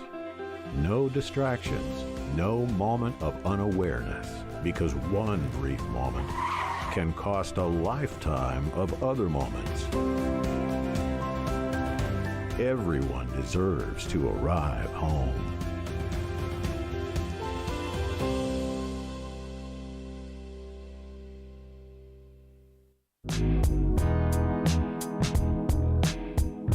The Maritime provinces are home to some of the oldest settlements in Canadian history. But did you know that one of the first was actually started by black settlers? Take a minute to learn about the rise and untimely fall of Africville. Black people have lived in Nova Scotia since before the founding of Halifax in 1749, but it wasn't until after the American Revolution in the late 1700s and early 1800s that large groups of black settlers began to arrive in the province, many of whom were former slaves promised freedom and land in Nova Scotia. What they encountered when they arrived, however, was racist treatment by their white neighbors and government officials. This pushed many black people to build homes on the outskirts of town instead. But despite the area receiving little support from government officials and lacking necessities like functioning sewage systems, access to clean water, and proper garbage disposals, the tight-knit community persevered, and so Africville was born. For more than 150 years, the small community grew, expanding from just a few homes to a population of over 400 people. Everything changed, however, in 1964 when plans for a new bridge and the idea of urban renewal prompted the municipality to set its sights on Africville's land. Instead of investing in the community, officials approved a relocation program that promised free job training and employment assistance to help residents through relocation. But the reality wasn't so kind. Residents had their belongings moved in city dump trucks and homes were demolished immediately after their owners left. Of the 400-plus people living in Africville, only 14 residents held clear legal titles to their land, so the rest were only given $500 with the promise of more social aid in the future. Not much else was actually done to support Africville and its residents until 2001, when a United Nations report called for reparations to be paid to the community. In 2010, Halifax Mayor Peter Kelly apologized for the atrocities against Africville as part of a $4.5 million compensation deal. In 2021, Councillor Lindell Smith put forward a 7-part motion to plan for the future of Africville alongside local organizations and the descendants of former residents. Today, there's a public park and museum where Africville once stood to teach visitors about the history of the land and its community. If you've never heard of Africville, you're not alone. The tragic story of this small black community in Nova Scotia is not as well known as it should be. It's time to talk back on the Rob Snow Show. Have your say and call now. 613-750-1310. What is your opinion on how the Rolling Thunder weekend played out? Do you think the right amount of police resources was used to handle this event? Would you say yes because it kept things in check? We avoided a repeat of Freedom Convoy, or no, it was an overreaction. It was an overreaction. Seems to be the prevailing opinion right now. But we'll see where things are at the end of the hour. In Greeley, Claude. Good morning, Claude. Good morning, sir. How are you doing? I'm good. How are you? Doing great, thank you. Great to hear it. How do you think the weekend went, and was the right amount of police resources used to handle this event? I think the cops did exactly what they should have done. Last time they were blamed for not doing too much. This time they're blamed for doing too much. Yeah. What is wrong with everybody? Can't you just be happy that they actually did their job? Okay. Okay. I think they should just stop whining and leave the cops alone. They did their job. Everybody's happy. The guys are gone. They moved out. Yep. We're back to normal life. Back to normal life. Yeah. Okay. All right. Thank you, Claude. Thank you. Thank you. Bye-bye. Yep. Fine. Fair enough. Al in Ottawa, you're on City News. Yeah, good morning. Morning, Al. It certainly wasn't overkill. You know, I got to laugh at these other callers, a couple you had earlier, saying it's overkill and whatever. Okay. You know, the police can't win. Yeah. If they didn't have enough up there and we had problems, the first ones in line to say, where the hell were the police again? They screwed up again. You know, these people have never walked a day in the police officer's shoes. I'm not saying they're perfect, but it's a hell of a tough job. I think they did an outstanding job, and this kind of thing should be the baseline going forward. If you want to come into the city and protest whatever that cause is, okay, no problem. Steve Bell, I think, did an outstanding job. I really applaud him. He was fair. He was concise. He was on the radio. He went to local businesses beforehand. And I hope to hell the city has enough sense to hire this guy as a full-time chief, because he should have been hired. I think the last guy was hired for wrong reasons, and we've seen the outcome of that. But good on Steve Bell. I was very impressed with him. And the police officers did exactly what they did. The thing went off without a hitch. They came, they did their thing. That's fine. Yep. But you're not going to come in here and disrupt the city. And the other thing, Rob, I'd say, you know, when you talk about the issue of the other group that blocked Elgin Street for a day, you know, I'm going to say, in all due respect, Rob, that was a day too long. Okay? You don't block major intersections. You don't block roads. I'm sorry. You can come in and protest, but you're not going to do that anymore in our city. Okay. And good on the police. I congratulate them, and they always get crap regardless what they do. Right. I think they did an excellent job. Well, I mean, if you know but that happened over the police budget. That protest happened over the police budget. The police went in, cleared it out, arrested the protesters. I don't think any charges were laid. They were kind of held for a few hours and they were let go, right? But so a lot of us were, well, how come that happens, but Freedom Convoy moves in and they're here for 3 weeks? Well, that was a mistake, clearly. But the lack of leadership at the Ottawa Police Service when that happened, the convoy, is not the same as we had the leadership now with Steve Bell. All right. And it's a clear difference, but you got to hand it to the police. They have a very tough job to do. I think they did an excellent job. Yep. And these people who come in and say overforce, if the thing went sideways, they'd be the first ones on the radio complaining, where the hell were the police officers? Okay. They said intimidating. It seemed intimidating. Give me a break, intimidating. Give me a break. Okay. Seriously. All right, Hal. Okay. All right. Thank you. Got you loud and clear. Steve Bell deserves a full-time job. Well, certainly you would have to think it was kind of an audition, wasn't it, for him? Can you do the job or not? In the city's time of need. Well, we didn't have a repeat of the original Freedom Convoy. I would say that's a good thing. I guess what I'm trying to get at is we didn't have a repeat of the Freedom Convoy. Is that because of all the pre-planning by the Ottawa Police and all the resources and the preparation put in by the Ottawa Police in advance of this event? Or is it because it was never going to be like the Freedom Convoy to begin with? It was a totally different kind of event. Motorcycles, not trucks, not nearly as many people. What do you think? What are your reflections? Give it all the news, okay, about this. It was all over the news this weekend and last week in the run-up to the event. I think it went as well as you could have hoped, I think. That's what I would say. Paul in Canada. Paul, you're on City News. Good morning. Good morning, Rob. Yeah, I agree totally with the last caller and what you just said. I think it went as well as we could have hoped. I think Mr. Bell did a tremendous job, and I think there might have been some overreactions in some areas, but I mean, in something that could have been much more explosive than that, it was handled really well, and the police services should be very proud of themselves. Okay. Was it an overreaction, in your opinion? I don't think so. I think because of the last one, you had to be ready. So I think it showed some strength, and I think there's not going to be any convoys down the road that don't take us seriously. Okay. All right, Paul. Thank you. Thank you for having your say. So a few lines available there. The wait won't be too long, folks. Charlie's wait here. Charles was only a few minutes here. Charles, good morning. You're on City News. Hello. Hi. Hi, Charles. I just want to call in and say, I thought the response was appropriate. I did actually have to go downtown 2 or 3 times just to pick up a friend who's visiting out of town. And, it was kind of inconvenient because the ramps were closed, the Queensway. But I mean, I understand, right? But once I got there, everything was. I didn't see any too big of a disruption, and things were peaceful. So I thought it was appropriate. It was appropriate. Okay. Yeah, and I think for the supporters, I just find it strange because it's like what. Yeah, it's intimidating, but what do you expect, right? I mean, do we have to cry wolf like 3 times before we take it seriously, right? Like. Right. I try to live my life, giving people the benefit of the doubt, like any kind of cause, any kind of protest, and even we meet new people. And I think the Freedom Convoy, they got the benefit of the doubt from the previous chief. And that's certainly for that first weekend they did, Charles, right? For the first weekend they did. Everybody, I was taking calls in advance of the trucks coming into town and people, going on overpasses and lining highways and all of this stuff, and feeling good about it. But and it's not the first time trucks have driven over, right, to Parliament, right? And that was fine before, right? So I didn't have any reason to expect it to be different.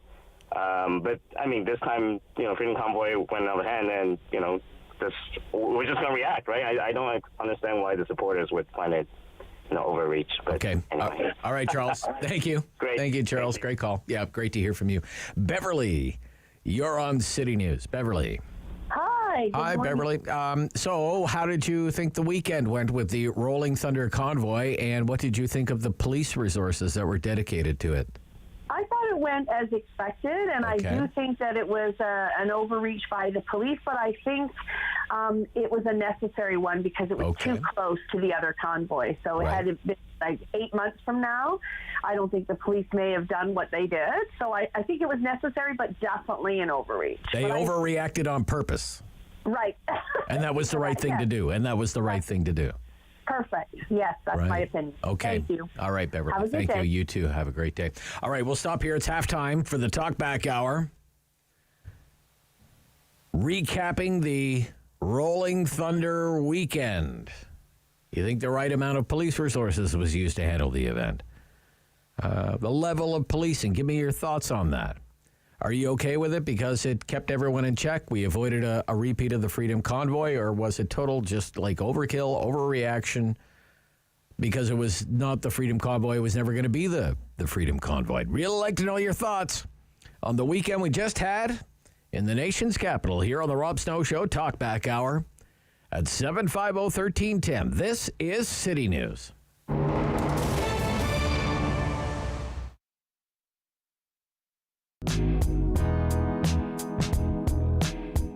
The Calgary Stampede is a world-renowned festival celebrating wrangling, bull riding, and everything cowboy. But did you know that many people credit its origins to a Black Canadian? Take a minute to meet John Ware. The word cowboy has racist roots. Before the American Civil War, white ranchers were called cowhands, but the enslaved black men and women working alongside them were actually referred to as cowboys to infantilize and disrespect black ranchers. The legend of cowboy John Ware is full of impressive feats and awe-inspiring skill, including the ability to train even the wildest broncos and easily hold a horse on its back. But the real story of John Ware is one that starts from more humble beginnings. Ware was born into slavery in the United States, gaining his freedom towards the end of the American Civil War in 1865. Ware's skills with cattle ranching developed as he traveled throughout the United States, eventually settling in a town southwest of present-day Calgary, Alberta, which made him one of the first black pioneers in the prairies.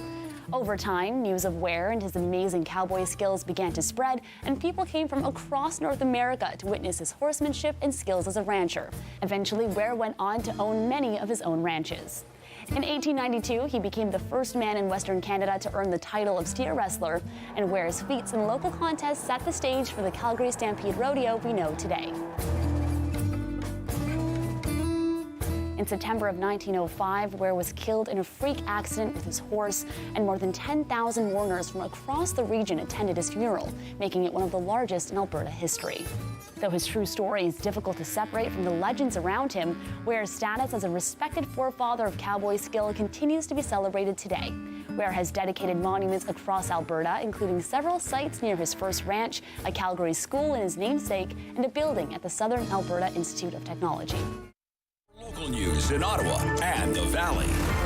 This is City News, now on 101.1 FM and 1310 AM. It's Monday, May 2nd. Good morning. I'm Andrew Boyle. Right now in Ottawa, 9 degrees, and Smiths Falls, 11. And here's what's making news this hour. The list of candidates looking for your local vote has begun. Registration to put your name forward for mayor, council, or school board opened up this morning at 8:30. That civic vote is set for October.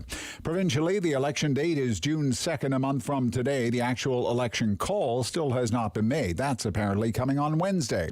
Two leaders continued their pitch for your support this morning. The Liberals say under Stephen Del Duca as Premier, there would be a buck-a-ride transit right across Ontario and an additional investment into transit systems of $375 million. The NDP says it would move immediately to get internationally licensed nurses certified in Ontario. Under a government led by Andrea Horwath, there would be 2,000 of them accredited right off the bat. That would cut down on wait times in emergency rooms and surgical units. Ukrainian President Zelensky has told state TV 500,000 Ukrainians have, quote, been taken illegally to Russia or other places against their will. Zelensky says civilians who are still at that steel mill in Mariupol are afraid to board buses because they believe they will be taken to Russia as well. City News Time, 10:31. I'm Andrew Boyle. For news anytime, follow up online at ottawa.citynews.ca. Talk back. Hello. On the Rob Snow Show. The phone lines are open at 613-750-1310. Now, the Rob Snow Show continues. Continues with the Talkback Hour at 750-1310, 750-1310, 613-750-1310. And this will be, I think, the last show we do on Rolling Thunder. What do you think about the Rolling Thunder weekend and how everything played out? Do you think the right amount of police resources was used to handle this event? Yes or no? Appropriate level of policing? An overreaction? 750-1310. We have 4 lines available right now. I'm kind of surprised. It was all over the news. Were you watching the news? I was watching the news. We did not have a repeat of the original Freedom Convoy. And I guess what we're trying to get at is that because of all the pre-planning by the Ottawa Police and all the resources, all the preparation put in by the Ottawa Police in advance of this event, kind of like, okay, we won't get fooled again. Okay? You fooled us with the Freedom Convoy and said you were only going to be here for one weekend. We're not making that mistake again. Or was it always just going to be a different event? Just a different kind of event? What do you think? What are your reflections? Give it all the news about this at 750-1310.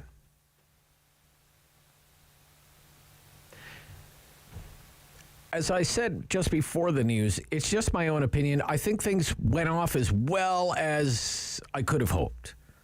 People who, for one reason or another, are upset with the government, and there were many and varied grievances on display, they had a chance to come to their capital city and have their say and say their piece and yell into bullhorns, microphones, wave flags, sing, dance, carry signs, chant slogans, whatever.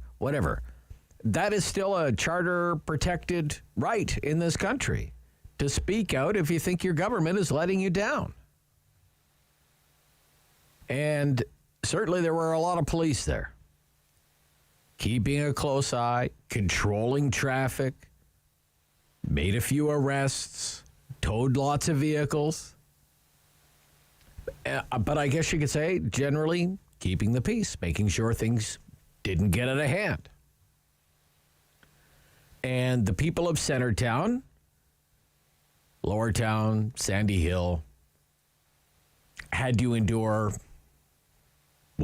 a day and a half, 2 days of traffic disruption, and maybe it was a little noisier than normal. But by yesterday afternoon, this was over.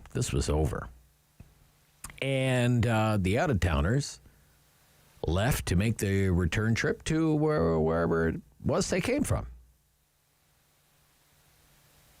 So was it going to go down that way anyway? I wonder if that's the way the weekend was going to unfold anyway. Or did it only unfold the way it unfolded because the police were so well prepared and out in full force, beyond full force, major league backup? I think it's more. The latter than the former. I think the weekend unfolded the way it did. It's because of all the preparation that went into making sure things didn't get out of hand, and to make sure that this was never going to rise to the level of the Freedom Convoy. That's just my own opinion. 750-1310, 750-1310. I'd love to know yours. I'd love to know your opinion on this morning. Rodney in Ottawa, you're on City News. Good morning, Rodney. Hi, Rodney. So how did they start off? They started off with a challenge. And to me, part of the challenge was in the afternoon, the release of the information of the tomb dancer that wasn't facing charges. Mm-hmm. Mm-hmm. So I just sort of wondered, and when the initial reaction happened at Rideau and Sussex, I just sort of felt that the information given in the afternoon was turning on a green light at that intersection, you know. So they went down and cleared stuff out. Obviously, things would have got a lot worse. Hey, at that point in time, the lights changed, and it was almost like amber or red light. And then what I heard was over the weekend there were less riders, and apparently there were less people from sort of fringe groups that were going to join in. Okay. You know? Okay. But for me, it's the cost of everything. Yeah. You know, I have a lot of sort of concerns about that, you know, just one of my first... Like, what does it cost to having all these police here? Is that what you mean, Rodney? Or no. No? Well, okay. Yeah, what does it cost? That information will come out. Obviously, that information can't be answered today. It's going to take weeks for that to be sort of tallied up. But what I'm going to say is I only wish that the cost of all that was put towards aid packages going to Ukraine, and that all the working time, not the police officers doing it, but the working time could be just people putting packages together going to Ukraine to, you know, the real sort of freedom fighters. And right. Hey, on the other side of things, I got a different sort of plan for them. That they should come back to Ottawa, gain some respect. Right. You know, they should. You want to bring them back, Rodney? Bring them back. I want they just left. Plan. I want them to change their name to the Whispering Wonder, and they can come back with a pledge-a-thon on their motorcycles across the country with so much money for every kilometer, and then they can drive into Ottawa. They can go to the Shepherds and the Mission. Oh, come on. You've taken the off-ramp to Crazy Town, Rodney. You've taken the off-ramp to Crazy Town. Come on, Rodney. 750-1310, 750-1310, Talk Back Hour. It's our Rolling Thunder recap. John in Perth. Yeah, I think it's a total overreaction. By the police? Yeah, okay. I think one fundamental difference that people miss is the fact that you can't live in a motorcycle like you can in a truck. Right. So when people came into the city, it was like bringing 500 camper trailers and parking them downtown. Yeah, but you can put a tent. You could bring a tent. They could have pitched tents and easy to remove. Well, I don't know. Some municipalities have had a hard time removing temporary tent cities, right? So. Yeah, I don't. These guys, they came in, they rented probably 1,000 hotel rooms. They were eating in restaurants. They didn't cause trouble. Okay. There's some, the city that fun forgot as usual. It's just a total overreaction by the police, I think, and by the city itself. I think the city were sort of motivated by the powers that be in the city. And that's what happened. You think there may have been a conversation where the mayor said to interim Chief Bell, we are not under any circumstances going to have Freedom Convoy 2.0 in this city. Yeah, and you are to do whatever it takes to make sure that doesn't happen. I'm sure that's what it was, but I don't think it ever would have occurred anyway. You don't think it would have happened anyway? Okay. No, not at all. I don't think it would have happened. All right. It was a little bit of a different. I mean, there are some cities in Ontario that have these sort of weekend get-togethers with motorcycles, and it's a huge input into the economy. Huh? Yeah, if you're talking about like an official motorcycle rally, like what was the name of the place that they brought up the last week that they were? Goderich or something like that. It's somewhere they have a huge Port Dover, I think. Port Dover, maybe something like that. Yeah, somewhere like that. And okay, I mean, just to assume that these guys are all crazy, I think it was a real overreach. Okay. I think it was politically motivated too, because there's an election coming and nobody wants to have a repeat of the same problem. Yes. So. Okay. Yeah. All right. Thank you, John. Thank you, John. Sir, gotcha. Overreaction, he says. Ron in Barrhaven, what do you think, Ron, about how the weekend went and how the police handled things? Good morning, Rob. I think it was a bit overreach. I'll be honest with you, I don't blame them for panicking. But when the Freedom Convoy came, they were clear that they were staying as long as it took to get the job done.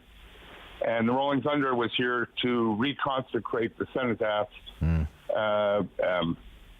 And said they were going to be here for 2 days. And we're talking about veterans and lawyers and doctors and all kinds of... Well, some of them are. Yeah, some of them are. Yeah. Yeah, and if you're... I don't think Chris Guy's not a doctor or a lawyer. No, but they have to be careful who they associate with for their professional lives. I like I said, it was part of it was to reconsecrate the war memorial. And they said 2 days, and they left. I'm also curious what this is going to cost us. Tax-wise and tourism-wise, I don't know. And tourism-wise, okay. Anyway. All right, Ron, thank you. Yep, 750-1310, 750-1310, Monday Talkback Hour. I mean, we spent a lot of time last week wondering what the weekend would bring. You have the interim police chief, the mayor, head of the Ottawa Police Services Board, top city manager from this department, that department, the other department, all holding news conferences, doing media interviews almost every day last week, outlining how they plan to make sure the city did not endure another lengthy occupation. Reputations were on the line. And careers probably on the line, too. Right? Interim police chief. So now the weekend has come and gone. Lots of tickets given out, hundreds and hundreds and hundreds of, basically bylaw infractions. Some people were arrested.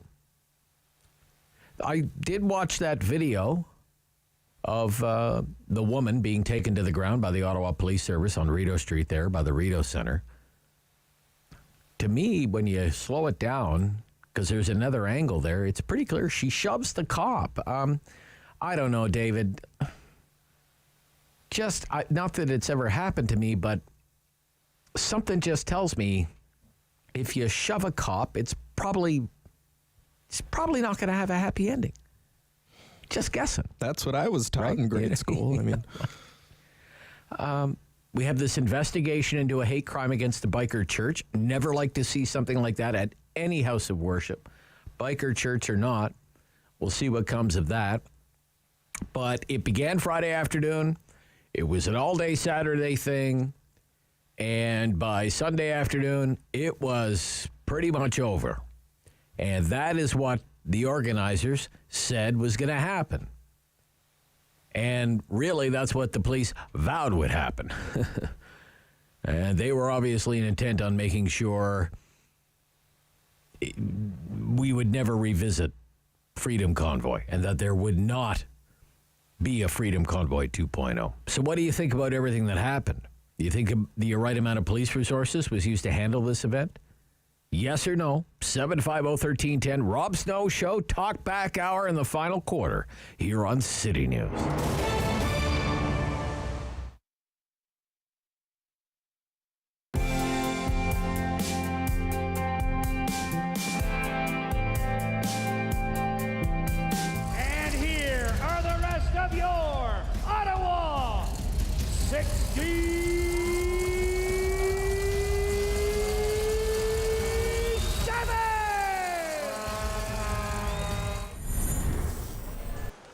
on Callahan from behind his own net. Moskowitz, there's a giveaway. Here's Byers, shot right on. Mrazek has it. Ottawa has, for the most part, carried the play in the last 3 or 4 games here, and this is when Barrie's got their chances on poor puck management, puck decisions right there. Ill-advised pass, not a good pass, a turnover, creates the first scoring chance and shot on net for the Barrie Colts in this game. This is what Ottawa's got to do better of tonight, is making sure that their puck management is good. They're crisp and they're solid when they have it. That's the first action. Scores! The Barrie Colts draw first blood. It's Greg Such. Smith out there now for Ottawa. He's going to head in front of the net. Oh, dig it away, scores! Dalton Smith tapped in front of the net. We are tied at 1. Back to the point. Callahan shot's blocked. And here comes McDonald with a head of steam. Shot scores! McDonald with the long shot. And the Barrie Colts take a 2-1 lead. Back to the point. CC walks. Shot. Scores! Cody Ceci. It might have been deflected right away, right when he took the shot. Something changed on the way to the net. It dipped as it got close to the net. I noticed that. And good cycling. Gus does a great job of being patient with the puck, bringing 2 guys to him. And he'll win it back to the point. Ceci. Here's Prince, traffic in front, down low. Trying to get scores! With 24.1 seconds to go. Be an icing, waved off at the last second. Bahena trying to track it down, rolls deep into the Ottawa zone, Ceci to meet him. Trying to center it, bouncing puck in the crease, scores! With 8.7 to go. Mark Scheifele ties it at 3. Force McNeil to hustle back. Niederberger steers it away.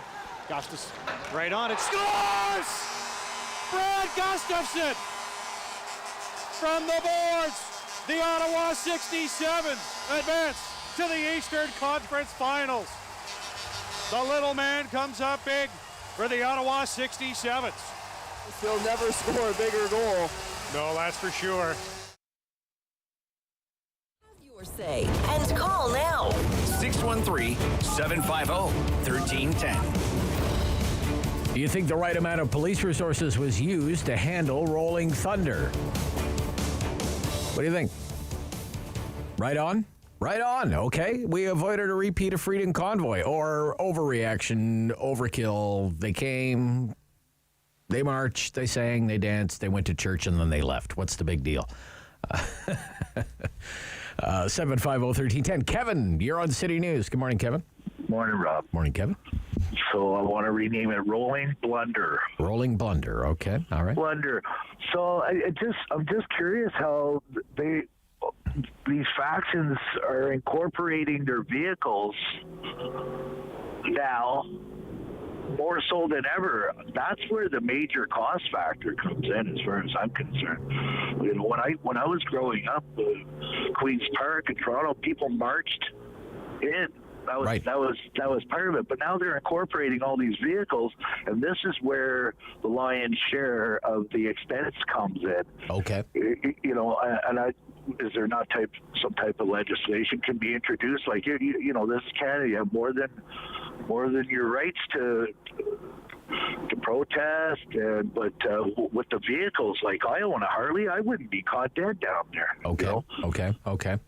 But I think the police did an excellent job. But it just seems like it's becoming a fiscal thing. Every time one of these guys want to do this, they're using these vehicles as a tool, and I don't think it's proper. And then it becomes more complicated because then the police have to come up with a whole traffic management plan, and bollards need to be put up, and we have to block roads and all of this stuff. Right? Exactly. Like where did this become part of the norm? I mean, this is a huge expense. It's a huge inconvenience. Sure. This is Ottawa. You know, we're trying to recover from the last 2.5 years of nonsense, right? And I'm sure these police could be their resources could be better well used fighting crime and whatnot. So just legislate it out. Go ahead and protest all you want every week. This is the capital, but They're using this as a tool, and they know it's going to cost a fortune. They know it's going to inconvenience the citizens and the potential people that are coming to visit our fine city. All right. Thank you, Kevin, for sharing your opinion, sir. Greatly appreciate it. 750-1310. Rolling Thunder recap. Roy in Ottawa. Roy. No, I'm waiting for Torby. Nobody can run against him because Hello, Roy. The most popular guy. Hello, Roy. Roy? I'm adjusting through the man, but at the same time, I don't want it to be political motivation. Okay, Roy's having like a completely different conversation with somebody else other than me. Whatever, that's fine. Jim in the West End. Jim, I don't mean to eavesdrop on other people's conversations, but it was kind of curious. Okay, Jim. Hi, Jim. Hi, how's it going? It goes. Thank you. What do you think about how the weekend went? Went fine. I mean, the only thing I was saying to your chum there, it couldn't fail. Can you just imagine if there had been any problems? Right. And as far as, a woman got pushed, come on. Well, she pushed the police officer. Oh, yeah, she pushed the police officers. Come on, you can't have... The police are under stress when they're there. Things happen. Yeah. There's a big crowd around them. There are already bikers there around them. What right? the devil, eh? But the big thing is, or not big thing, but we can't lose track of how the first one happened. Okay. Because Chief Bell was a deputy chief at that time. Yeah.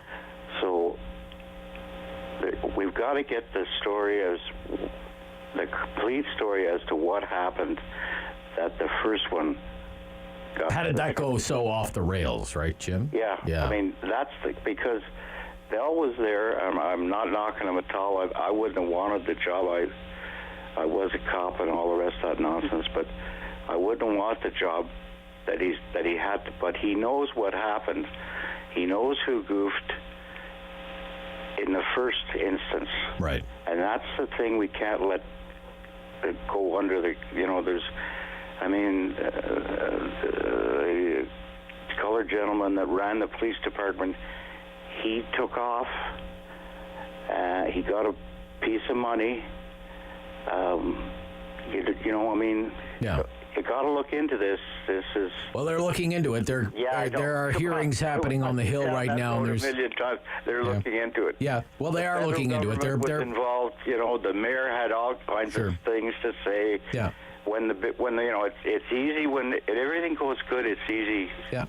But don't let it go with the fact there was something wrong with the. You want to know what happened during the original protest? The original. Gotcha, buddy. What did you know and when did you know it? All right. It hasn't changed. All right. Okay. The coppers did good.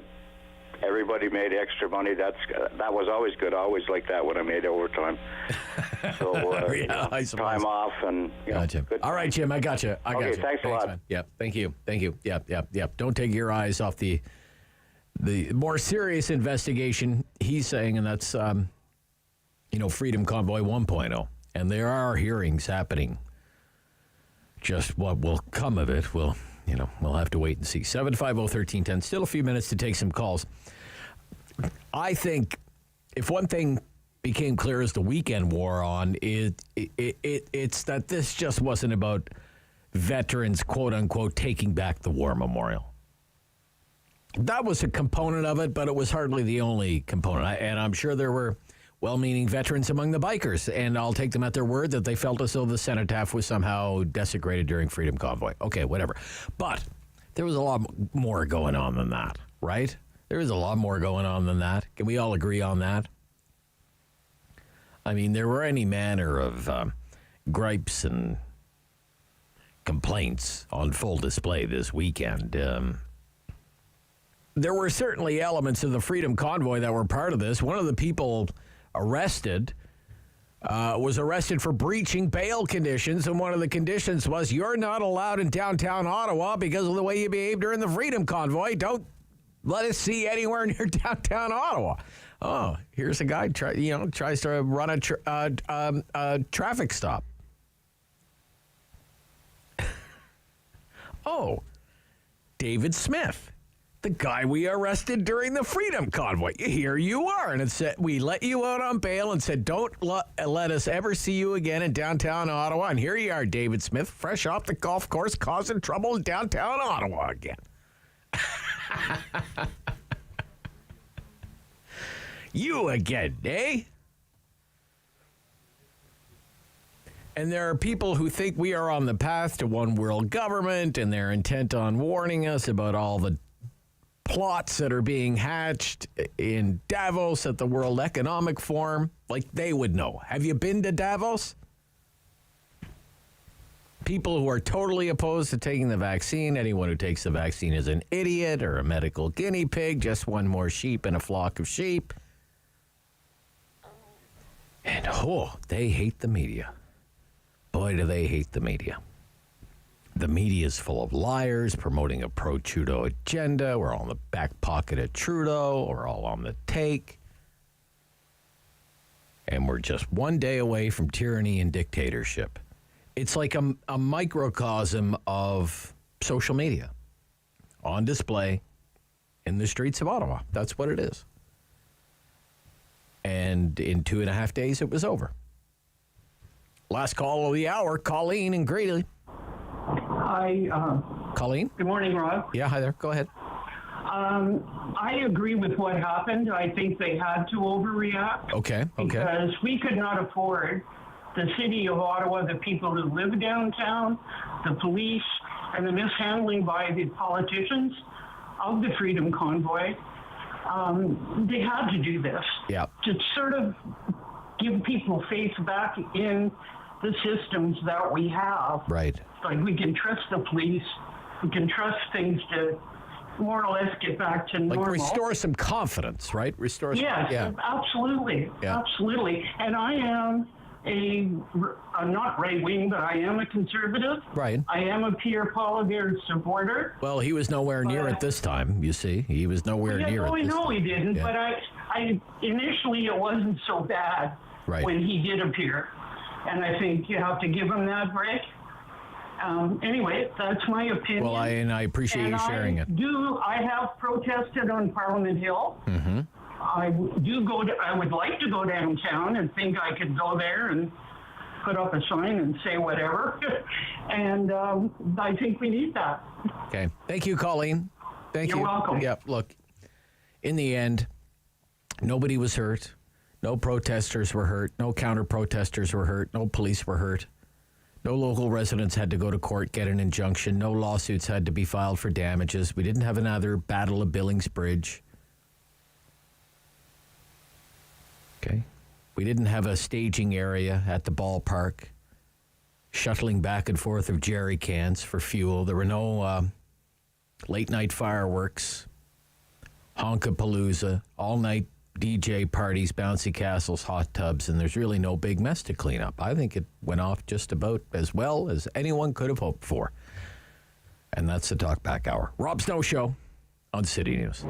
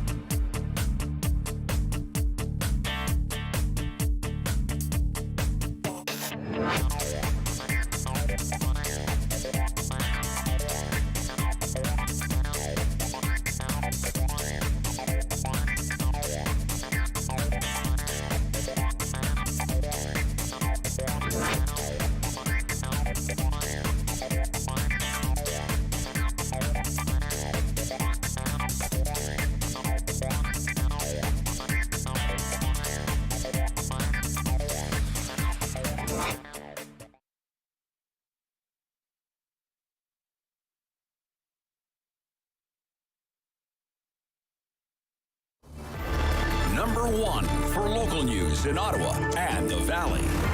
This is City News, now on 101.1 FM and 1310 AM.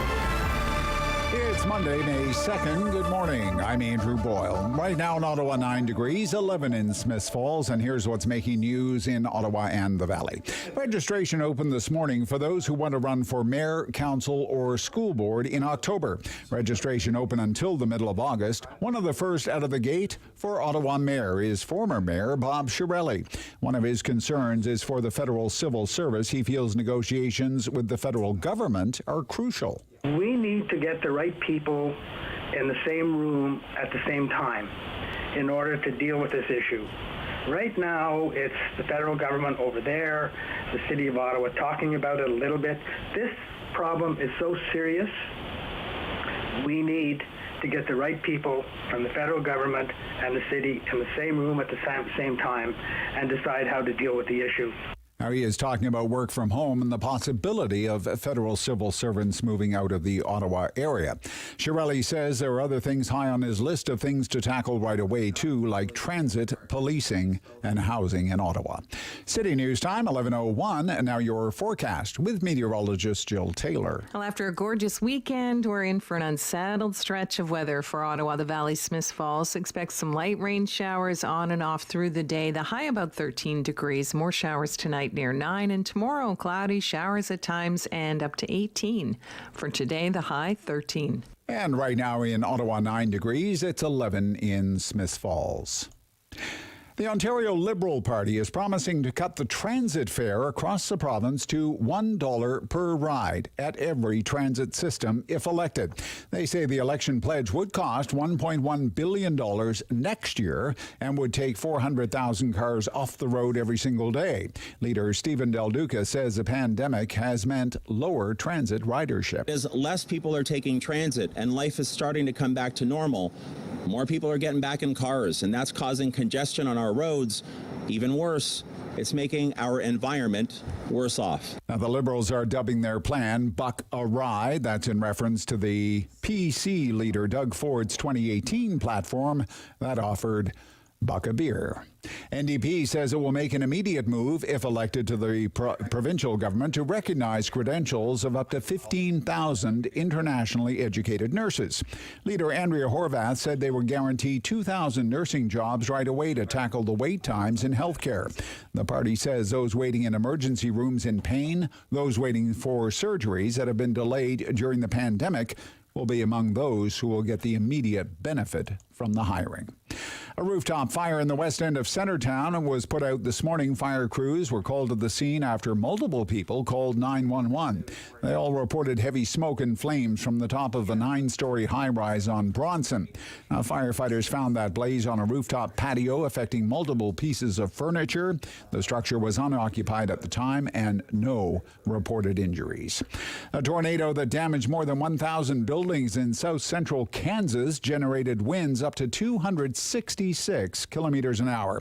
It carved a path of destruction. Reporter Trevor Alt says it caused extensive damage on Friday, mostly in a Wichita suburb. The EF3 on the ground for more than 12 miles in the span of 21 minutes.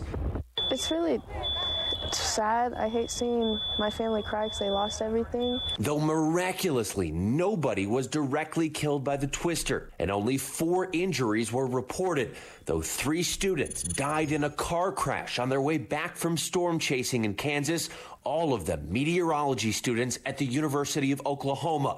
Yesterday, utility crews had restored power to nearly all the 15,000 customers who lost power during that storm. I'm Andrew Boyle for News Anytime. Follow up online at ottawa.citynews.ca. Strong voice. Strong opinions. The Rob Snow Show returns on Rogers TV and City News. 101.1 FM and 1310 AM. Returns with Jeffrey Johnston from the Kingston Whig Standard, writes about international affairs for the Kingston Whig Standard. And you had a chance, first of all, good morning, Jeffrey. Good morning. Good morning, Rob. Yeah, nice to hear from you. You had a chance to speak with someone from Doctors Without Borders. What are they telling you about the Russian forces deliberately attacking hospitals? Well, first, let me say Doctors Without Borders, Médecins Sans Frontières, great organization. They're on the ground in Ukraine. They don't hold themselves up as heroes, but I think they really are because they're in harm's way. Their teams are in dangerous situations. They're on the ground when missile strikes are happening. So I interviewed a person from Doctors Without Borders, a Canadian actually, Avril Benoit, and she was actually in Lviv on April 18th when the Russians fired missiles at that western city in Ukraine. So what's happening is the Russians are deliberately targeting medical facilities. The United Nations, the World Health Organization, has a monitor, and they look at around the world healthcare facilities that have come under attack. And it's changing every day. But as of April 27th, there were 138 healthcare facilities attacked by the Russians with heavy weapons. So that means firing missiles and shelling. And these aren't just incidental strikes. So it's very clear that the Russians are trying to control regions and drive people out of those regions by depriving them of basic civilian infrastructure. And this means that there's a great need for surgeries that people aren't going to get. So they have all these war wounded. So all the hospitals are basically converted over to treating the war wounded, and still there aren't enough. And then on top of that, ordinary people still need medical treatment for other problems. People still have heart disease, cancer, HIV, and others, and so they're not getting their treatments. And then in the Russian-occupied areas, Doctors Without Borders can't say what's going on because they don't have access to them, so it could be very bad. So from my point of view, when we look at when the war is over, when we look at the death toll, we've got to look at more than just the people who were killed in battle. We're also going to have to consider all those people who died unnecessarily because they were deprived of medical treatment because of this war. So in short, it's a bad situation and it's getting worse. Okay. So how does Doctors Without Borders manage in such an environment like that, Jeffrey?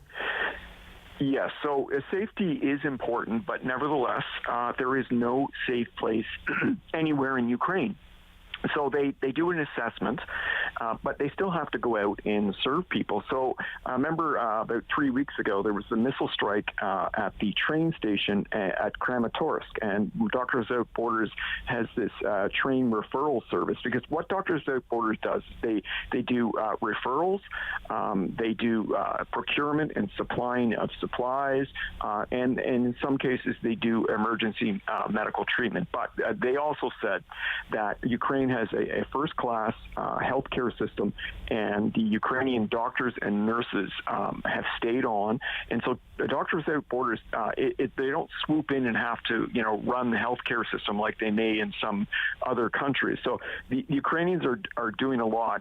What Doctors Without Borders is doing is to supplement them.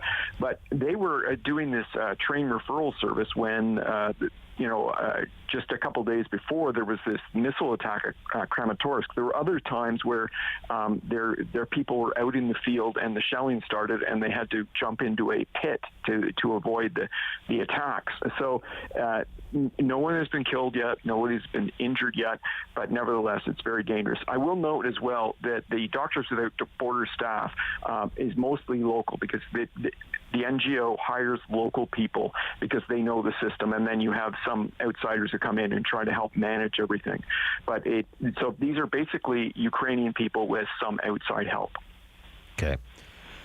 Jeffrey Johnston is going to be with us a little longer this morning than normal. There's a lot I want to talk about with Jeffrey. A week from today is May 9th. which symbolically is a very important day in Russia. That's Victory in Europe Day for Russia. VE Day is normally May 8th. It's one day later in Russia. And there's been this narrative that Putin is going to want to announce something big for the big parade and display that's put on every year for May 9th. So it's a week away. Do you think that that's still the case? And how do you think that that could affect the war over the next week? Yeah, I think the Ukrainians have a lot to say about that, and they're not going to be able, the Russians are not going to be able to announce any kind of victory because the Ukrainians are fighting hard. The fighting now is, as you know, Rob, is in the eastern part of the country and the southern part of the country, and it's really heating up, and there's a lot of heavy shelling and missile strikes by the Russians. But the good news is that the NATO, and especially the United States, is pouring in security assistance. The United States President Biden has just put forward this package of $33 billion for Ukraine. $20 billion of that dollars, if it is approved by the Congress, will be for actual security assistance. The other $13 billion will be for humanitarian aid and financial aid. So this means that they have these really powerful howitzers that are going into the battle, so the Ukrainians can trade artillery shots with the Russians. They're going to be getting tanks from some of the NATO allies. They're getting all these, killer drones, the Switchblade drones, the Ghost drones, and it's very clear that the United States now sees this as a struggle for Western democracy. Over the weekend, we had the highest level American visit to Kyiv. Nancy Pelosi, the Speaker of the House of Representatives, who is second in line for the presidency after the vice president, was in Kyiv and met with President Zelensky along with a number of other top Democrats. It's interesting to note that no Republicans went on it, and that's very disappointing because usually these kind of things you see it's bipartisan, and I don't know why the Republicans didn't go along. Right. Also, but there is bipartisan support. There is bipartisan support for helping Ukraine in Washington. It would have sent a stronger message if a Republican had gone along. Right. But nevertheless, Adam Schiff, who is the head of the U.S. Intelligence Committee, was there, and that sent a very strong message. But it's very clear, Nancy Pelosi said, she thanked President Zelensky and Ukrainians for fighting the good fight and standing up for democracy. And she ended her remarks by saying, we're in this, until Ukraine wins. And so it's very clear to me that something has very significantly shifted in the United States. And it's important to note that that $33 billion, that's equal to about half of Russia's annual defense budget. So although Russia is a really powerful country with a massive military, the Americans are going to do for Ukraine what the United States did for Europe during the Second World War and be the arsenal of democracy in Ukraine. And I think in the fullness of time, we're going to look back at this and say this was the turning point in the war. So no, May 9th is not going to be Victory Day for the Russians. Okay. Every few days, there's a new nuclear threat. And in Russia, the television networks are very pro-Russian, right? Because Putin has shut down any opposing commentary and has basically nationalized all the television stations. They're not even allowed to call it a war, right? Special military operation. One of the panel shows in Russia over the weekend showed a simulated attack, what it would look like for Russia to launch these nuclear weapons against Berlin, Paris, and London, and that all three cities would be basically wiped off the map in about 220 seconds. They simulated what this nuclear strike would look like. Peggy Noonan, in her column for the Wall Street Journal, says we have to get over this idea that Putin would never use nuclear weapons, that we have to kind of wrap our heads around the fact that he might actually break what she calls the nuclear taboo in Ukraine. What do you make of all this talk about the use of nuclear weapons, Jeffrey? You're quite right to point out that the media is state-controlled. So they're repeating what is being said by the Putin regime. And it's also important to note, before the network started talking about all this, there was an associate foreign ministry spokesperson last week who, in response to the United Kingdom's strong support for Ukraine and supplying the weapons, said that Russia reserves the right to strike NATO supply lines, and even striking those countries on their home territory that are providing weapons to Ukraine. And she singled out the United Kingdom. In other words, she threatened the United Kingdom. Now, it's important. I read the Peggy Noonan column, and she makes a lot of really good points. And the point made me really think was that Putin is 70 years old. No matter what, he's in the final act of his life. Mm-hmm. He's not acting the same way as he did in the past, because in the past he was more calculated and careful, and now he seems very reckless. So that does give me pause. Nevertheless, I want to point out that nuclear threats are a big part of the Russian playbook. So back in 2008, Putin threatened Ukraine with a nuclear weapons strike if Ukraine allowed NATO to put its missile defense shield on Ukrainian territory. That same year, Russia threatened Poland with nuclear weapons strikes if the U.S. hosted the missile shield. In 2014, after the Russians had invaded and taken Crimea, Sergei Lavrov, the foreign minister, who's still the foreign minister, threatened to use nuclear weapons if Ukraine tried to retake Crimea. In 2015, the Russians threatened to aim nuclear weapons at Denmark's ships. That was kind of a bizarre threat. But Denmark was thinking about joining the missile shield and allowing the United States to put its radar installations there. Denmark's part of NATO. 2019, Putin threatened the U.S. if it deployed nuclear weapons in Europe. So this is something that Russia has done time and again. Now, it is in their nuclear doctrine to use a tactical or battlefield nuclear weapons. These are low-yield nuclear weapons that could be delivered by a short-range missile or even an artillery shell, and they practice with these weapons all the time. And in fact, before the recent invasion, they were practicing it again. And the doctrine is escalate to de-escalate. And basically what they would do was use a low-yield nuclear weapon to scare the opponent into quitting because they're afraid of a nuclear escalation. But the way I look at this is the Russians have to be made to understand that any use of nuclear weapons would automatically bring NATO into a direct military confrontation with Russia, and there would be no limits on that confrontation. Mm-hmm. Just don't make it a nuclear threat, but just make it clear. And by doing that, that would set a fire break, because I think there is a possibility if Putin really starts to lose, and he could very well lose decisively in the coming months with all this this weaponry coming in, he might actually use a battlefield nuke. So the Americans and NATO have to make it very clear that they are not threatening Russia's homeland, will not enter Russian territory, but Russia cannot use nuclear weapons next to a NATO country. Okay. When we come back, we'll talk about the possibility of a global food shortage with Jeffrey Johnson from the Kingston Whig Standard. It's the Rob Snow Show on City News.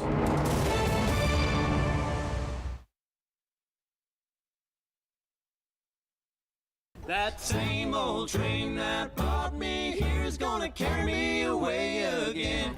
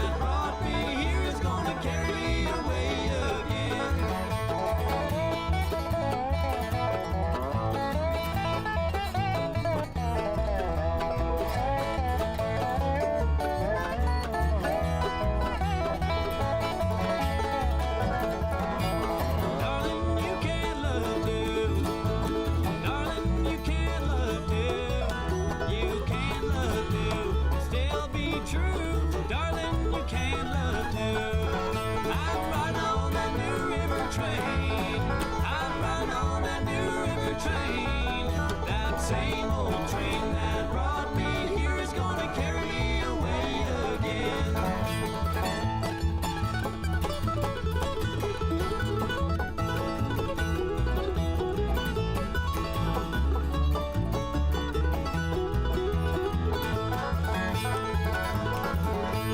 Darling, you can't love three. Darling, you can't love three. You can't love three and still be free. Darling, you can't love three. I'm riding on that new river train. I'm riding on that new river train. That same old train that brought me here is gonna carry me away again.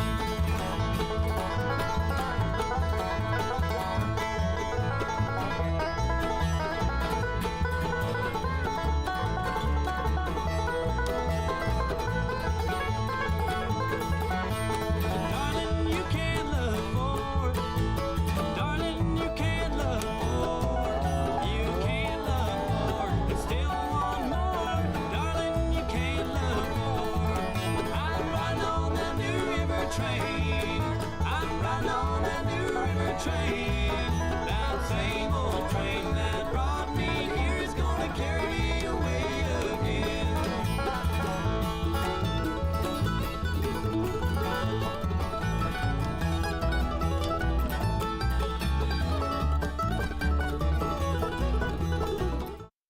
The Rob Snow Show returns on Rogers TV and City News, 101.1 FM and 1310 AM. Jeffrey Johnson back with us. International Affairs columnist, Kingston Whig Standard. What do you think of all the... there's a lot of columns, a lot of news stories, and they're all warning about the possibility of a global food shortage. You speak to a lot of aid agencies, international relief agencies. You've written more than a few columns about how the current food situation, just with the inflationary environment that we're in, is really hitting the developing world, Jeffrey. So, what could be ahead here? Nothing good. Unfortunately, it's a dire situation because Ukraine and Russia together produce a lot of the world's wheat and maize, and especially the Middle East and North Africa get a lot of their grains from Ukraine. And the Russians are blockading exports of Ukrainian grains. So they're not letting their ships out. And incidentally, if Russia wins this war, which I don't think they will, but if they do and they end up by controlling all of Ukraine's ports, then that would mean from then on, Ukraine would only be able to export its grains via train instead of sending them out. And so it would create huge long supply lines. We're already seeing food prices going up in places like Yemen, where people are, basically starving anyways. Tunisia, Lebanon. Lebanon gets, half its wheat from Ukraine. So the World Food Program is telling me that this crisis could, and this is not an exaggeration, push people in the developing world who are already food insecure into actual starvation. Meanwhile, it's what you said. It's going to drive inflation in the rest of the world. So, our bread's going to become more expensive because when a commodity becomes more scarce, then the price goes up and everything goes up, and it's a really bad situation. And I think that the Russians are doing this deliberately because there are credible reports that they have deliberately targeted granaries and destroyed them. So they're literally destroying food, which is, I think, just another war crime. And over the weekend, there were also reports that in occupied parts of Ukraine, the Russians at gunpoint are forcing the farmers to sell their grain at half price. If the farmers refuse, then apparently they just take it anyway. So it's a terrible crisis, and I think that the Russians are committing a crime against humanity by deliberately generating this global food crisis. Right. There's what we're seeing at the grocery store, and there may very well be shortages at our own grocery stores. Stock that's just not available, or higher prices. but it's people in the developing world that are really going to be hurt by this. And you were writing columns even before this war about the terrible situation in many countries with hunger already. Right? Yeah. And the World Food Program is urging donor nations like Canada, and Canada's been very generous to, yes, by all means, give money to the Ukrainian relief. But it's also important not to take those funds away from relief programs for South Sudan or Yemen or other hard-hit parts of the world, because those people are still in need. It's Somalia, for example, the Horn of Africa. They are facing a possible famine. There's an extended drought because of climate change, and we're looking at 20 million people who are in pretty dire shape. And so we're in a time now that we're going to have to pull together, and there is going to have to be, I think, some sacrifice. We're all going to suffer. We're not going to suffer nearly as much as the people in the developing world, but there are things that we can do to support them, and this is a time for us to look outward. We're reaching out to help Ukraine, and it's also important to reach out to those countries that are suffering as a result of this war. So that means to continue to support the World Food Program in the time of need. Okay, let me ask you this. Just one final thing. We've talked in the past about there's a large Ukrainian-Canadian population in Canada. It's almost 1.5 million people. David Common from the CBC has a story this morning. 11 prime ministers. You mentioned the Pelosi visit, the most powerful woman in American politics, but also 11 prime ministers, the Chancellor of Austria, the U.S. Secretary of State, the Secretary of Defense, now the House Speaker, the UN Secretary General. They've all been to Ukraine. Canada hasn't even sent a cabinet minister, through all of this. And they say it has not gone unnoticed. It has not gone unnoticed, and we were one of the first countries to move the embassy out. What do you think about that, Jeffrey? That's not really a good look for us, is it? Yeah, I do think that Canada should send a high-level representative to Kyiv to reaffirm Canada's support, because Canada, was on board very early, and I know Deputy Prime Minister, Finance Minister Chrystia Freeland was a pivotal figure in developing the international sanctions regime, for example, sanctioning the Russian Central Bank. I would like to see Ms. Freeland actually go to Kyiv. I think that would be... It seemed like the obvious choice, actually. Yeah, right? Because she's fluent in Ukrainian. She has a long history with Ukraine. When she was a university student, she was doing activism there and came to the attention of the KGB. So I think that would be great. But with all that said, I think that the one that was really the most important was the Nancy Pelosi visit. And it goes back to what I said before. That is a demonstration and a guarantee that the arsenal of democracy, the United States, is behind Ukraine. But nevertheless, I think Canada should be in there. Okay. Hey, thank you for the extended session today, Jeffrey. It's greatly appreciated. Speak next week. Bye-bye. International Affairs columnist Jeffrey Johnston from the Kingston Whig Standard. Back after the news. Talk about the 40 Under 40 annual edition from the Ottawa Business Journal. This is The Rob Snow Show on City News.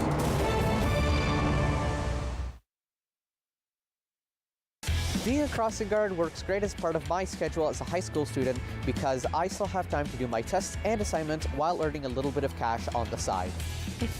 Working as a crossing guard fits into my current lifestyle because it gives me a lot of time during the day to pursue hobbies that I'm very interested in.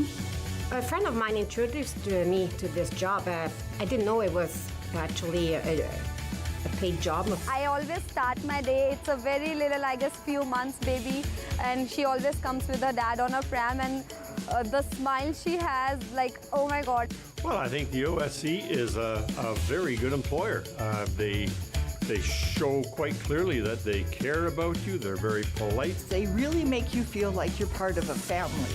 It's fun. I really enjoy it. Gets us out of the house, too. Yeah.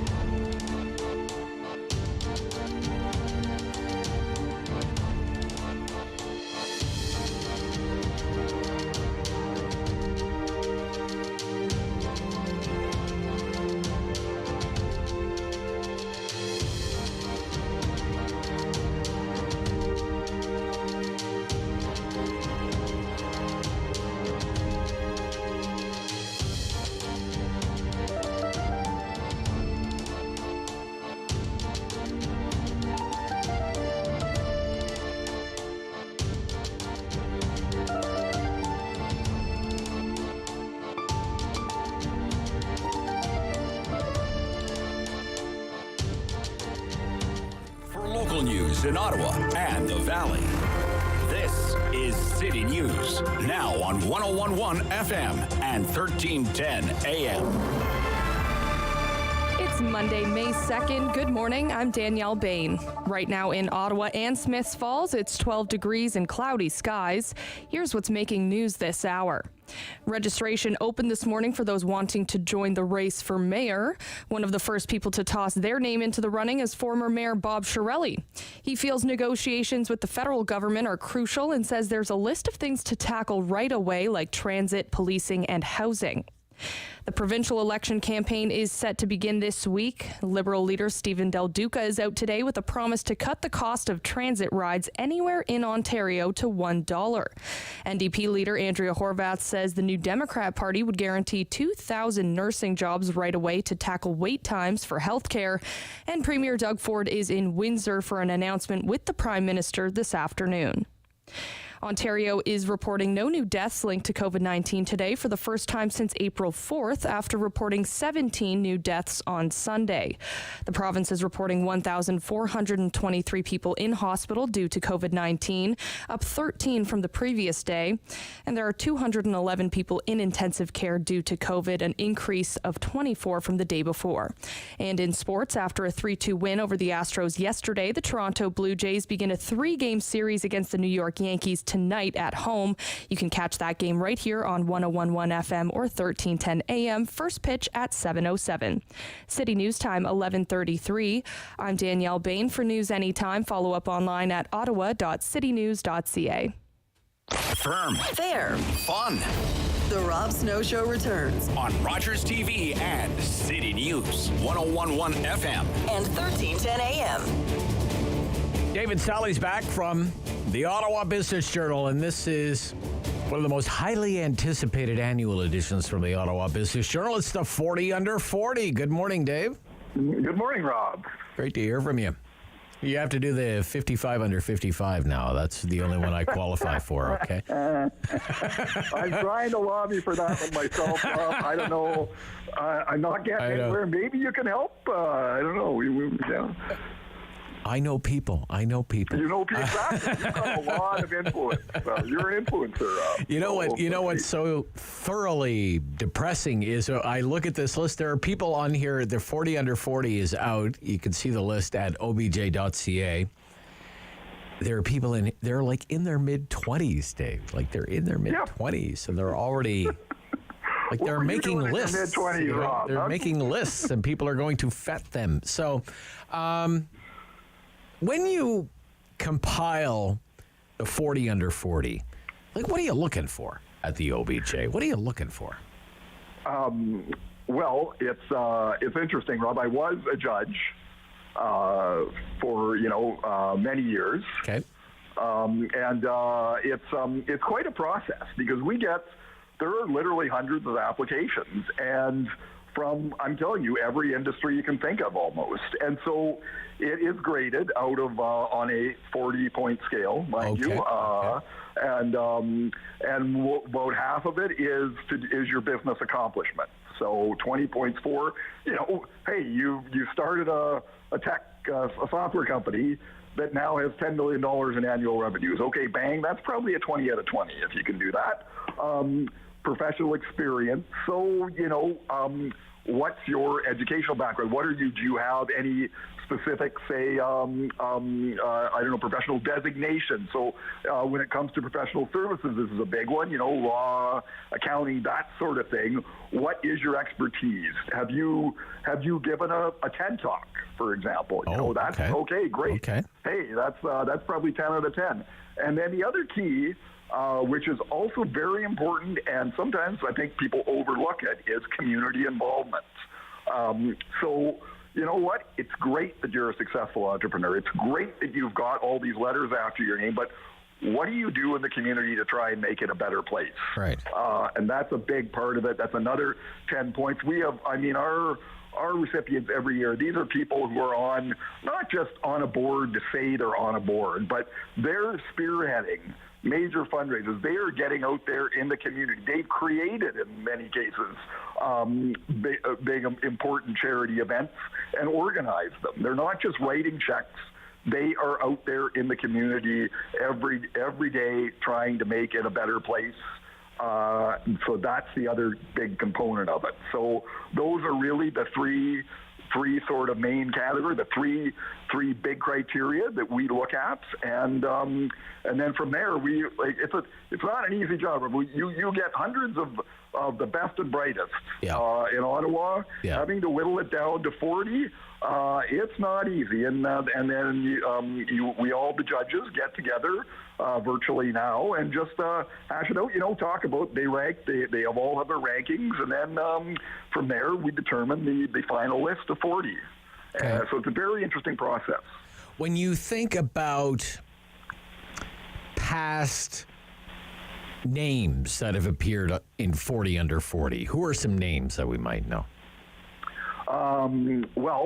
Toby Lucky would be a 40 under 40. I was just going to say, there's somebody good shop a bunch. There's Toby, Harley, Finkelstein, obviously the president of Shopify, but it goes well beyond that to Steve Beauchesne, the co-founder of Beau's Brewing. He's one that really jumps out at me. I mean, I remember seeing, when I would look and you'd see the applications that they came in as Mike Curran, my boss, our publisher. He vets them initially and then forwards them to the judges. And I still remember seeing Steve Beauchene's name, and I went, well, I don't really even have to read that application. I can pretty much put him on the list.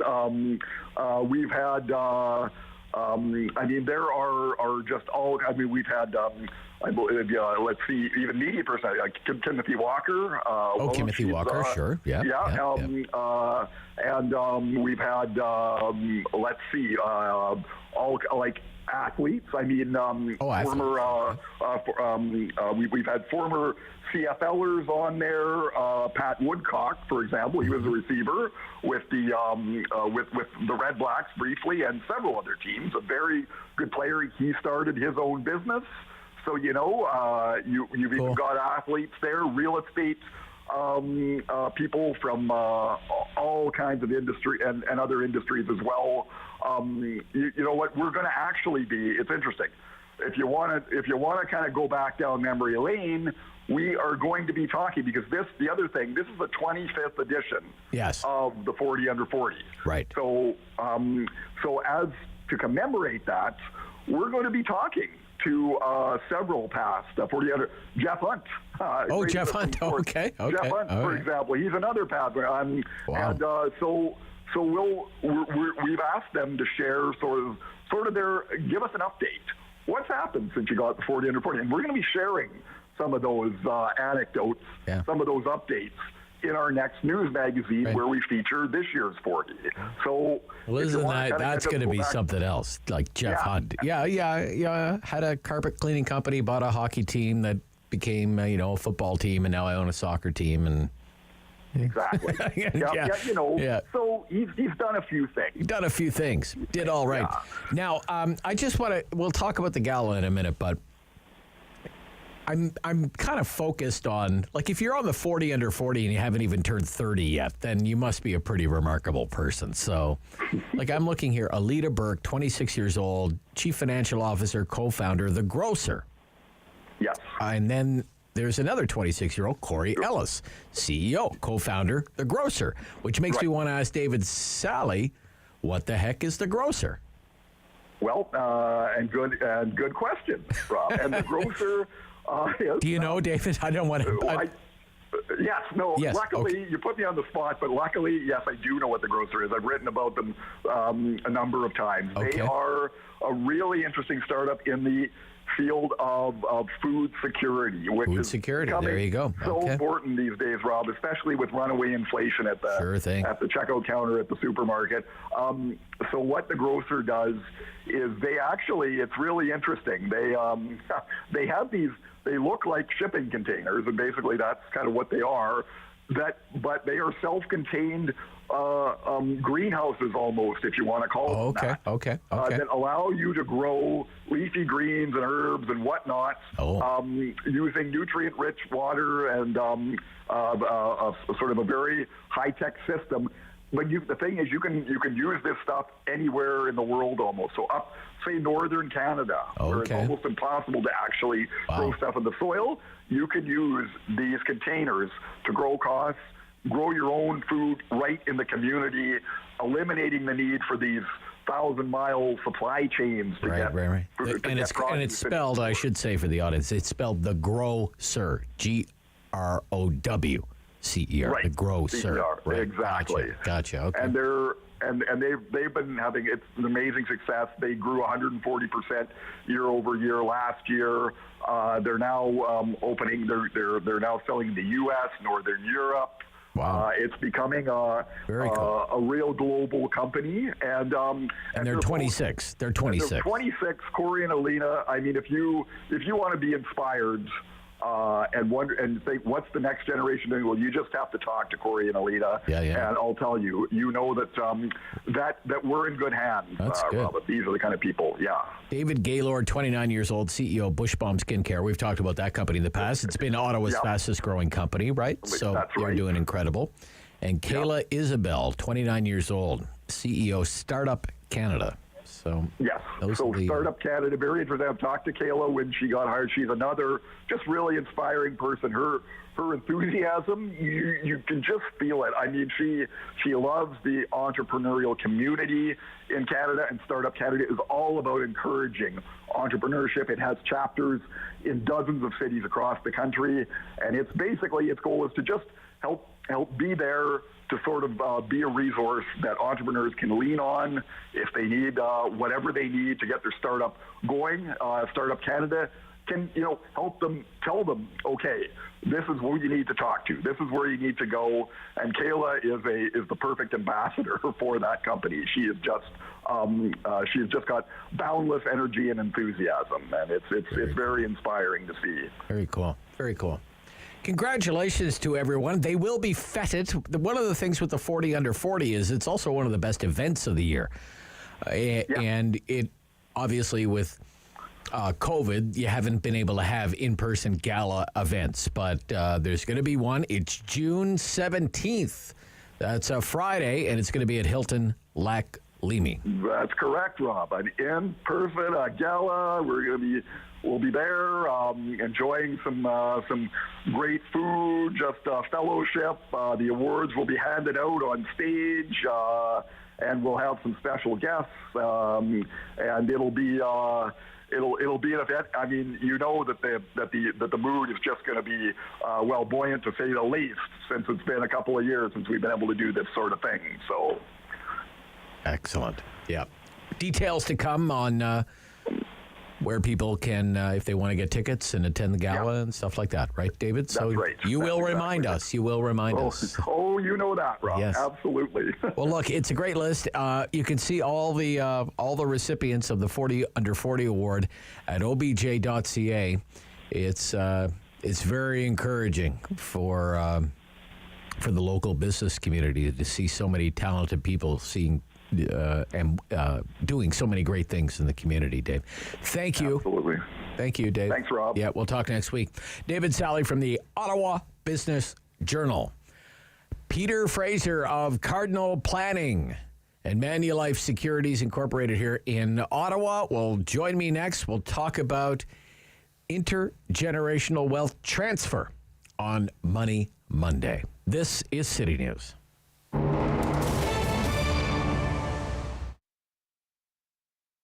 So the Women's Business Network is a volunteer-run association that achieves its strategy and vision by supporting women to achieve their success on their own terms by providing development opportunities, valuable connections within the organization itself, and it facilitates member access to growth within their business and careers. I mentioned the 2-year absence of the Businesswoman of the Year awards. Obviously difficult, Mira, but certainly an opportunity to work on some new things. Tell us what you've got planned, what you worked on. Yeah, we really missed putting on the BYAs for the last 2 years because of COVID. It also was unfortunate that we couldn't celebrate the women that were having such a huge impact on our community in Ottawa. So we're really glad that they're back now. As you know, that they've been around since 1983. They are a purpose to celebrate the achievements, the professional expertise, and the leadership of all of the outstanding women we have in the National Capital Region. And for the first time this year in 2022, we've introduced 2 new categories, one being the Lifetime Achievement Award and the other one being the Community Champion Award.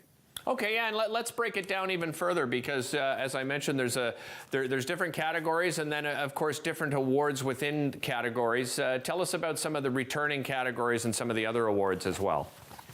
So the 2 returning categories that we're bringing back are actually the entrepreneur and the enterprise leaders. Those are very popular in our community. They draw a significant amount of nominations, and they do get a lot of attention because it's very common that we take the opportunity that we want to celebrate the entrepreneurs in our community, especially after the 2 years of being through what they've been through, right? So we're looking for nominees of owners who have significant impact on their businesses, that have seen strong growth in the last little while. And one of the things that we did do to revamp this award was we dissected it into 3 subcategories based on the term that the individuals have been in business for. So you've got from startups that have been around for 1 to 3 years, then we've got the emerging entrepreneurs 3 to 7, and the established entrepreneurs for 7 years and above. So there's really going to be 3 awards or 3 winners within the entrepreneur category itself. And then we've got the Enterprise Leader Award that's also come back. And this is an opportunity for organizations to nominate individuals within their business that display exceptional leadership attributes, positively impact the environment, of community opinion. The Rob Snow Show returns on Rogers TV and City News. 101.1 FM and 1310 AM. It's time for Money Monday. Peter Fraser is Associate Portfolio Manager, Manulife Securities Incorporated and Cardinal Planning here in Ottawa. And he is joining us today. And our topic is intergenerational wealth transition. We've talked about this before, and we're going to revisit it again, especially in light of the Statistics Canada census data that showed how we are growing older, but also, Peter, good morning. Nice to hear from you. As we grow older, it's important to have a plan because the over 65 crowd is doing okay. Financially, right? It's going to pass along a lot of wealth. They are, right. And it's already underway. So I would say we're kind of at the first third to the first half of that. But as you point out, wanted to visit for a second time an important trend that I'm observing, certainly in the work that I do. But there's a strategy that's emerging from more and more financial plans, and the background to it, of course, is Canada's great wealth transfer. We've talked before about at least $1 trillion already underway, and probably more over the next few years, but transitioning between the generations. And it is quite robustly underway. In fact, I call them the higher net worth population. I think a lot of people think only the Conrad Blacks are the high net worth, but every day, 40% of this country's millionaires are numbered in the people that are over 65. And of course, they're growing older by the day, and they're the fastest growing segment of the higher net worth market. So up by 20% in just the last 5 years, and doubling again in size in the next decade as the boomers keep rolling into this time of life. Okay. Can I ask you how, as a financial planner, you define a millionaire? Does somebody's house, like say somebody over 65, their house might be paid off and now it might be worth $1 million. Does that make them a millionaire? I think on paper, people have to acknowledge that the aggregate value of all their assets and principal residence and recreational residence and things like that. But I just call bricks and mortar. Yes, it goes into the evaluation. So all right. Obviously there's an outsized impact on that, but financial plans have historically focused on the living things, of course, portfolios, cash flows, taxes, banking. But the emerging critical component that I call a successful wealth transfer is beginning to take shape, and obviously that happens between the generations of a family. Estates are larger than they've ever been. In fact, it is the largest transfer of wealth between two generations in the history of the world. So given that 70% of that wealth is transferring as money, financial assets, we're past just talking about the silverware or possessions, and more we're talking about considerable sums of money. Okay. All right. So what are some of the planning opportunities then, Peter? Well, given that, fully a third of these folks that have the money express concern that their adult children might not have the financial literacy to manage it, I advocate that boomers should start preparing for the talk. It's a Talk 2.0. So Talk 2.0, okay. In that talk, of course, before you talk to your kids, if you're a couple or in a relationship, you'd want to have the conversation between yourselves so that you know your family's finances well, that there's alignment, particularly about, what's going to happen at the first death. And the reason I belabor that point, Rob, is that by 2026, women are expected to directly control half of Canada's total personal wealth. So it's really incumbent that within the relationship itself that part of the talk takes place. And from there, you can begin to prepare the family for their contributions to that talk. And in that talk, heirs are more and more being schooled or deepened in things like the family's or the parents' hopes and visions and values around wealth. Parents are saying we never expected to have this, and this is uncharted territories for us too, but we do realize we don't want to go from shirt sleeves to shirt sleeves in 3 generations, so we're going to loop you in and find some success in how the family's going to handle this wealth into the next generation. Obviously, money and dying are kind of taboos or have historically been very, very private, but there's transparency and I think value in being more candid, and I see this more and more. The other 2 things that families can begin to chat about between the generations are working on the right levels of comfort just regarding disclosure of wealth. So, given that some of these are at least into the hundreds of thousands or millions of dollars, obviously there's details, there's implications. There are going to be roles that are expected to be played as this is, rolled out.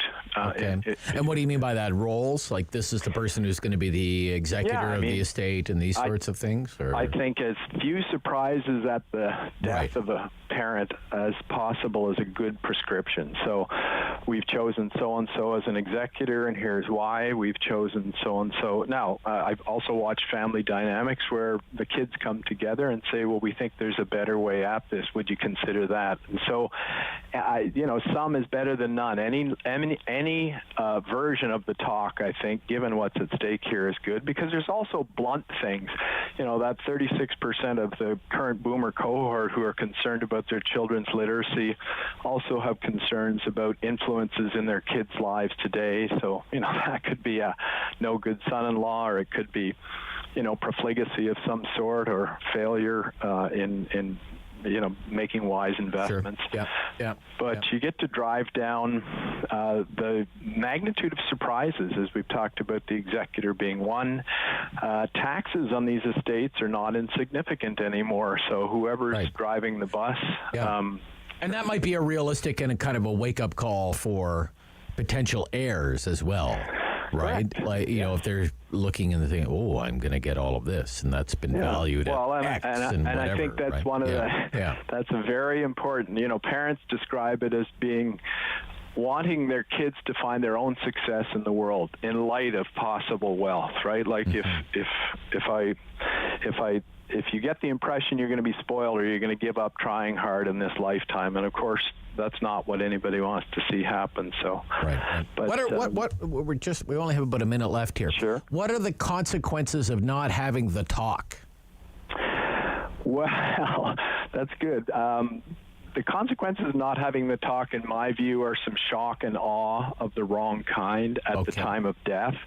I think surprises in this era, I mean, it is money, and money makes us all do crazy things, and when it is accompanied by a time of stress and grief and loss, I think a lot of that is manageable to the downside and much more responsibly by having a conversation or a progressive conversation throughout lifetime. The example came to me today, but I meant to look it up, but apparently these lottery winnings history, you ever followed that story? But people who win money and they go back and revisit them at 1, 2, 3 years later, how much of it? And I recall distinctly that the outcome's not great. No. So it'd be like if Rob Snow won the lottery. It would be a heck of a month. It'd be the best month anyone ever had, but it'd all be gone in a month. 0 to 0. But to the degree to which we're unprepared for headwinds or the financial roads ahead, I think the idea is to begin to have a talk that plans for good wealth transfer, which is a new responsibility in this generation. Excellent, Peter. Thank you for this week. Thank you, Rob. We'll speak soon. Peter Fraser from Manulife Securities and Cardinal Planning, and that's Money Monday. Sam is off this week. She's still in Vegas this week, Sam LaPrade. Filling in is Derek Fage, the host of Daytime Ottawa. He's right after the noon news. This is City News. The Rob Snow Show. Weekdays at 9 on Rogers TV and City News. 101.1 FM and 1310 AM. Number 1 for local news in Ottawa and the Valley.